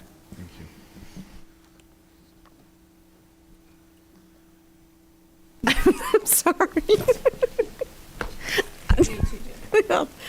Thank you, Member Salamanca. Member Felder caught me off guard, and right when you were finished speaking, she said something to me that was extremely funny, so I apologize. Me? Member Felder. Yes, thank you. First of all, I am so grateful for you, Tadar, and I've known you for some time. And Member Bird and I, last year, we went through some madness, but listen, we went to the superintendent, Dr. Vasquez, and we knew that we needed to find some kind of way to get our community involved. I went to friends, my very good friend, Dr. Laverne Williams, who's been in the district for over 30-some years. 48, yeah. She's been in for a minute. Psychologist, yeah, she's been in for a minute. And I said, we need to do something. And we always kind of know, but then you wonder if this is going to work. And as Board Member Gould said, when Dr. Vasquez got the okay, the green light, baby girl, bam, she took off running. And she had 100 days that she needed to do some stuff. And she heard us. And so I came in on some of the task force meetings, and it was hard for me, Amy, not to talk. But I was told not to talk. I was just an observer. That's a hard thing for me. But I watched how the community and you guys, what you were doing, and I'm so glad. My girlfriend said, this thing needs to continue. I said, I think it is going to.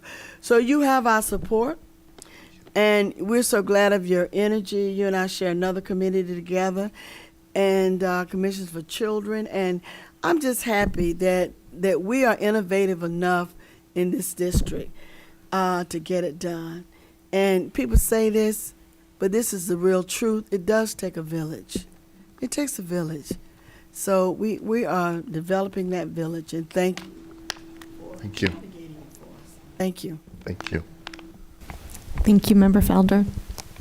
Again, thank you so much for being here and being so patient with us this evening. We appreciate it, and thank you for all your work. Absolutely. Have a wonderful evening. You too. Yes. You as well. Dr. Vasquez? That's it for me. That's it for you. Okay. Mrs. Inval. I have to announce an executive session, and I will try to be quick. Thank you. It's been a long night. Pursuant to Section 286.011, subsection 8 Florida statutes, and in accordance with Board Policy BEC, an entity may meet in private with its attorney to discuss pending litigation to which the entity is presently a party before a court or administrative agency, provided that certain conditions are met, including the requirement that a transcript of the executive session will be made part of the public record upon conclusion of the litigation. In this case, I am requesting the school board's advice concerning pending litigation in two cases. The first is Vanessa Acevedo versus Orange County School Board, and case number 2022-CA-008765-0, and Nicola Bailey, individually and as PNG of minor JB versus Orange County School Board, case number 2021-CA-007729-0. On Tuesday, September 26th, 2023 at 3:00 p.m. The executive session will be a closed meeting held in Conference Room E at the RBELC, and will take approximately 1 hour. A notice has been drafted for posting. Those in attendance will be Teresa Jacobs, Chair, Angie Gallo, Vice Chair, Maria Salamanca, Alicia Ferrant, Pam Gould, Vicki Lane Felder, Karen Castor-Dental, Member Byrd, all school board members, Dr. Mary Vasquez, Superintendent, Amy Enval, the General Counsel, John Palmerini, Deputy General Counsel, Ruth Osborne, Outside Counsel for Vanessa Acevedo case, and Daniel Dill, Outside Counsel for the Nicola Bailey case, and a court reporter. And that's all for that executive session announcements, Madam Chair. And then just an announcement, this is the, on Friday, all day Friday and Saturday, some of us will be going to meet with our Florida School Board Attorneys Association at our quarterly meeting where we get free CLEs. If there's any issue that you would like for us to bring up to discuss with our attorneys, please let John or I know individually, and we will get back to you on that. And we look forward to enjoying our colleagues and talking about some issues that we share in common. Thank you, Mrs. Inval. Are there any committee reports from any of the board members? No committee reports. Are there any policy issues? Yes, Member Castor-Dental. Yes, I had some requests for information from some constituents about the uptick in COVID cases, and if we could have a review of what our current practice is for students or teachers. And I know Mr. Palmerini, I spoke with him earlier, and he said he would be able to share some information. Mr. Palmerini? Thank you, Madam Chair. Appreciate it. So, as you know, we had various health and safety MOU, memoranda of understanding. Previously, those have all since expired. And the Florida legislature and the Florida Department of Education, the Florida Department of Health, basically came in and made all sorts of rules with respect to what we couldn't do and could not require with respect to COVID. Obviously, there's no automatic mandatory isolation period at this point in time. There's no mandatory masking of those who've been exposed at this time. There is none of those types of regulations. The current CDC guidance with respect to those who have COVID is that if they've tested positive, they're supposed to isolate for 5 days. If somebody has been exposed, they are supposed to wear a mask for 5 days.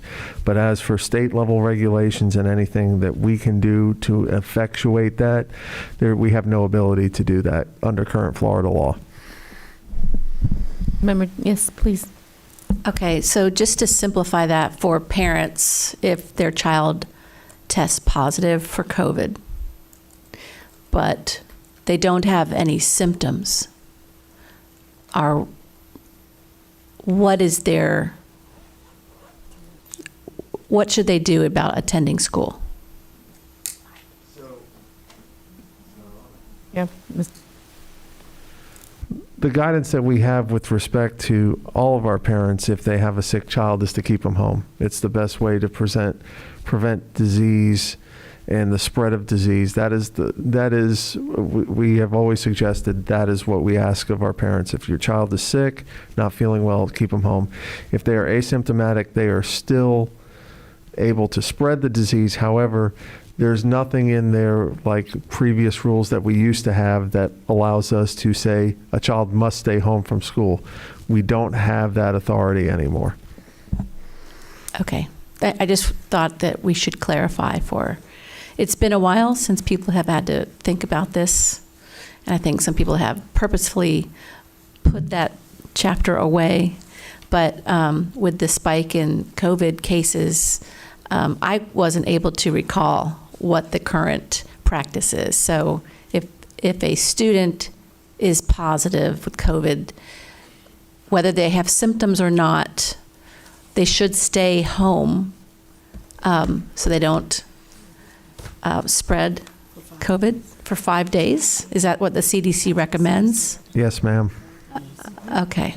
But at the same time, we are not asking for any proof of a negative test, right? Oh, We're no, no, ma'am. This is just a practice by parents. That is the best guidance that the CDC has given parents. As for the state rules, I mean, if you remember back to the rules that were adopted by the Department of Health, if a doctor wrote a child a note that said the child can return to school even if the child was symptomatic, they were allowed to return. So there is no state rule that would prohibit a child from returning to school even if the child was symptomatic. Okay, thank you. Yes, ma'am.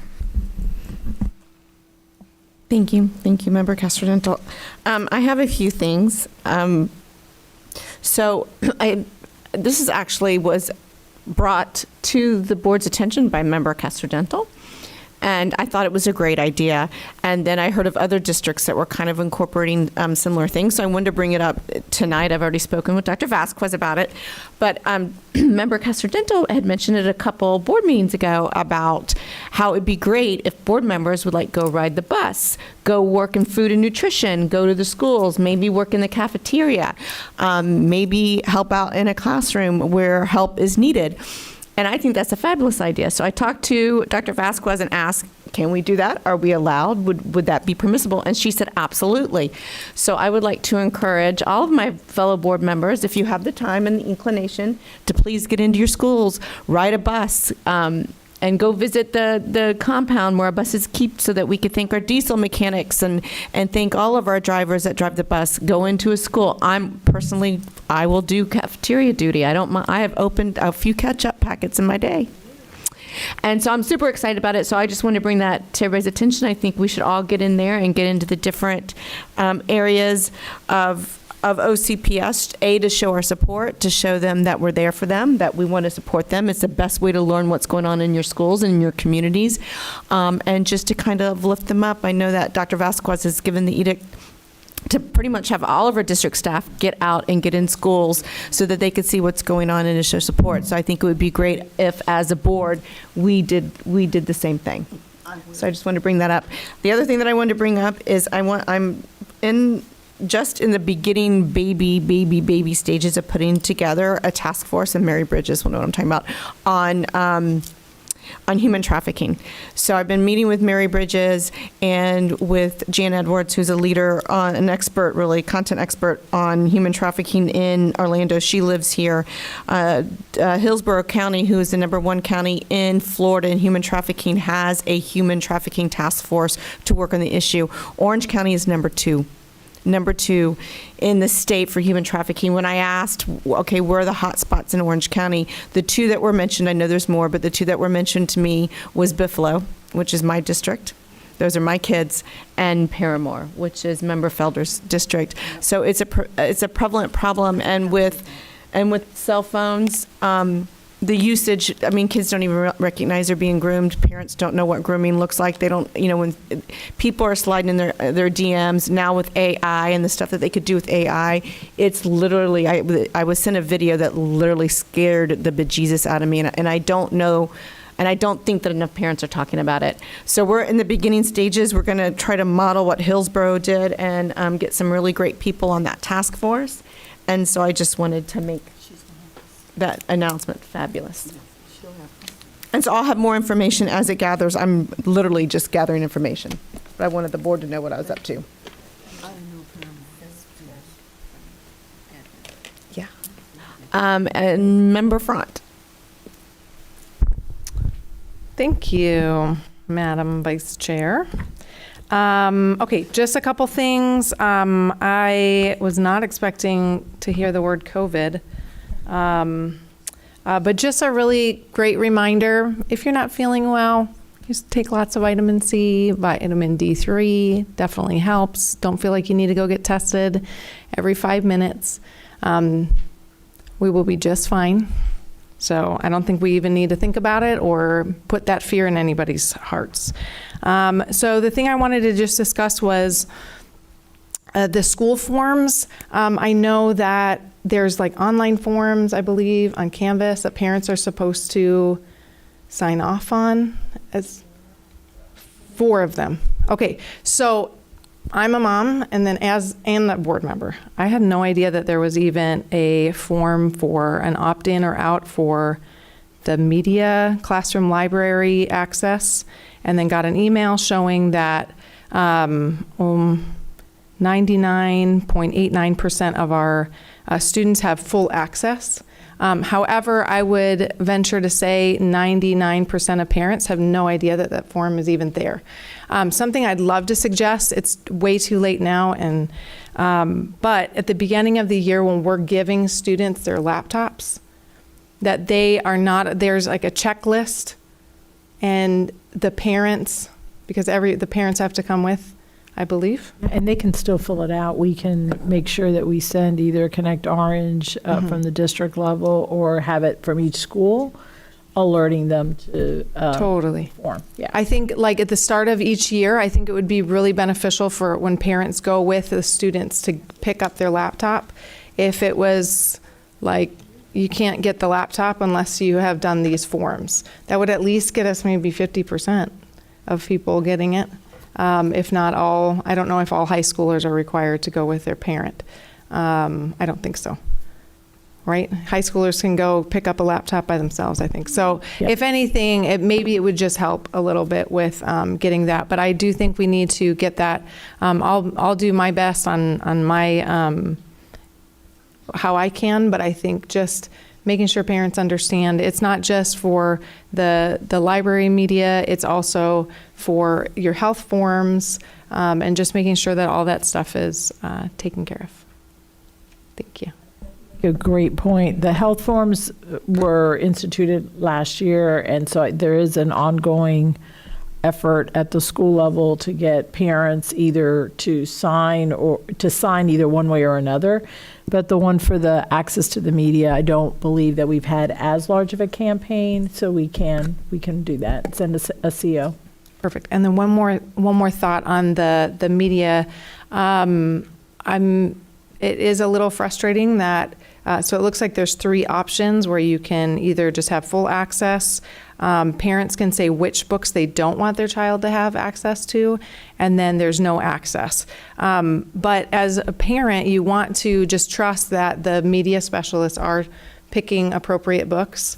And there's definitely a few books that have gone through the literary council, literacy council, and or committee, and come back saying that they're appropriate, but they have explicit content in them or sexual content. And so I think just trying to figure out how are we, I think we really need to continue to be on top of the book thing and making sure that we do have appropriate books in our libraries so that parents can have trust that their kids can have full access. Thank you. Thank you, Member Front. Member Gould. So please mark your calendars for October 19th. We will be doing Gen Wow with our many girls from all high schools, and we would love to have more mentors this year, because when we get girls and the women of this community together, magic truly happens in this shared experience, this half-day shared experience. They hear inspiring stories. They get to go on a mentor walk. We had a high school professional, all-girls rock band come last year who were absolutely awesome, and we're hoping to bring them back. But it's a day filled with speakers, not just us older ladies talking to them, but they are talking to each other too. They participate and have this great shared experience. It really breaks down barriers. It really helps our women, young women, to see what's possible in the future. I saw Mary get up. Did I get the date wrong? Okay, phew. And then it also really helps to uplift not only our GenWell clubs, but all of our clubs that are focused on really encouraging young women to find their own way, but philanthropy within our schools too, and community outreach. So it's a magnificent day. You will walk away inspired, lifted, and I hope all of you can make it. And I hope all that are listening sign up to be our mentors on our Additions website. Thank you. Thank you, Member Gould. Member Byrd. Thank you. I wanted to thank you for bringing up the human trafficking. I think it's a great thing to build awareness about, for sure. And in fact, one of my high schools, Ocoee High School, the principal sends out a really good newsletter every week. And in her newsletter this week, she had a little like visual talking about that most girls get unsolicited messages on social media. And then it had like the percentages that on Instagram, 58% of young girls get messages. Female users have been contacted by strangers in ways that made them feel uncomfortable. 58% on Instagram, 57% on Snapchat, 48% on messaging apps, 46% on TikTok, and 30% on YouTube. So I thought that was really great that she included that in her newsletter, just to make parents and a little more aware that it is so much more prevalent than I think people even realize. So it's scary stuff. So I really appreciate you doing that. Thank you. And then finally, I just wanted to, real quick, for anyone that's in District 7, Read Around the City will be starting on September 1st, and this is the last board meeting before that, so I wanted to give a little shout out about it. We've been doing Read Around the City in Apopka for 3 years now, since we started during the pandemic, to encourage our elementary kids to continue reading. They got little maps of the city of Apopka and different places they could go. They'd read a book, get a sticker, and they'd get like encouragement at the place. They went to the fire department, police station. It was super cute. Posted on social media. Well, this year we are expanding it to all of District 7, and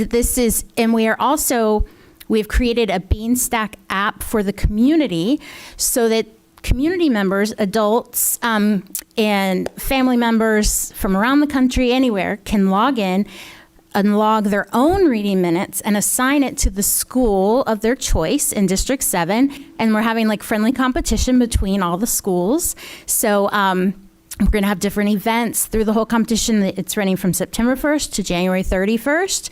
So we're really hoping to send the message to kids that even grown-ups read and love to read and enjoy reading, and everyone reads, and reading is fun, and we're just trying to create that positive message for our kids. So if you are in District 7, if you are not in District 7, you just want to help, because apparently I've heard now that UCF wants to be involved and have competition between their colleges and donate their minutes to the schools. So the Orlando Magic are excited about it. So even if you're not in District 7, read, log in to Beanstack. It's going to be launching September 1st, and donate your minutes to the schools, because we're trying to do 1 million minutes in District 7. So thank you. Thank you, thank you. Member Byrd, that's fabulous. That sounds like a fabulous idea that we'll have to emulate in other parts of Orange County. Member Castor-Dental. Thank you, Madam Chair. I had just one last thing to bring up. I was looking around on our website under the departments and then the curriculum and learning, digital learning area. And I was looking for the list that we maintain of books that have been challenged. And I found it. If you go under library, media, materials, and then reconsideration requests, you can go there and see the process of what books have been challenged and the outcome, or what the decision was, and some more information about the books. But then I also saw that the form that someone uses to request a challenge, when you click on that link, the information is redacted. And I just want to, I think that that's an area that we should maintain transparency. I think the public has a right to know who's making those requests. So I just wanted to voice my opinion at this moment, to request that we consider not redacting that information. Yes. Thank you. Dr. Vasquez. And we've spoken about this, so I'm not sharing anything that you should be surprised about. We purposely redact the name because we want to protect the children. We do not want any child to have any unforeseen consequence because someone may have mixed feelings about their parent challenging a book. However, any person that wants to know who made that request or who asked for the book to be reviewed can make a public records request, and we will release the form without any names being redacted. Follow up? Absolutely. I know there are some people who know how to do that public records request, but what's the process for doing that for just a parent who would just like to know that information? Is that a difficult process? No, it's not. And Board Member Castro, what we can do is we can actually include that information there so that parents know, and actually we can do the link so that they can automatically click on it, and it will allow them to make that public records request. It's very easy. Okay, I appreciate that. I think that that's an important part of being transparent. So thank you, I appreciate it. And we are not required to put the form out there. We're only required to list the books. And so in an attempt to be more transparent, we actually have posted the forms. But we do know that there are some individuals that do have some very strong feelings on either side of this issue, and we never want a child to have any unintended consequences because an adult challenged a book. Thank you. Thank you, Dr. Vasquez. Is there anything else to come before the board? Seeing no further business, we are adjourned.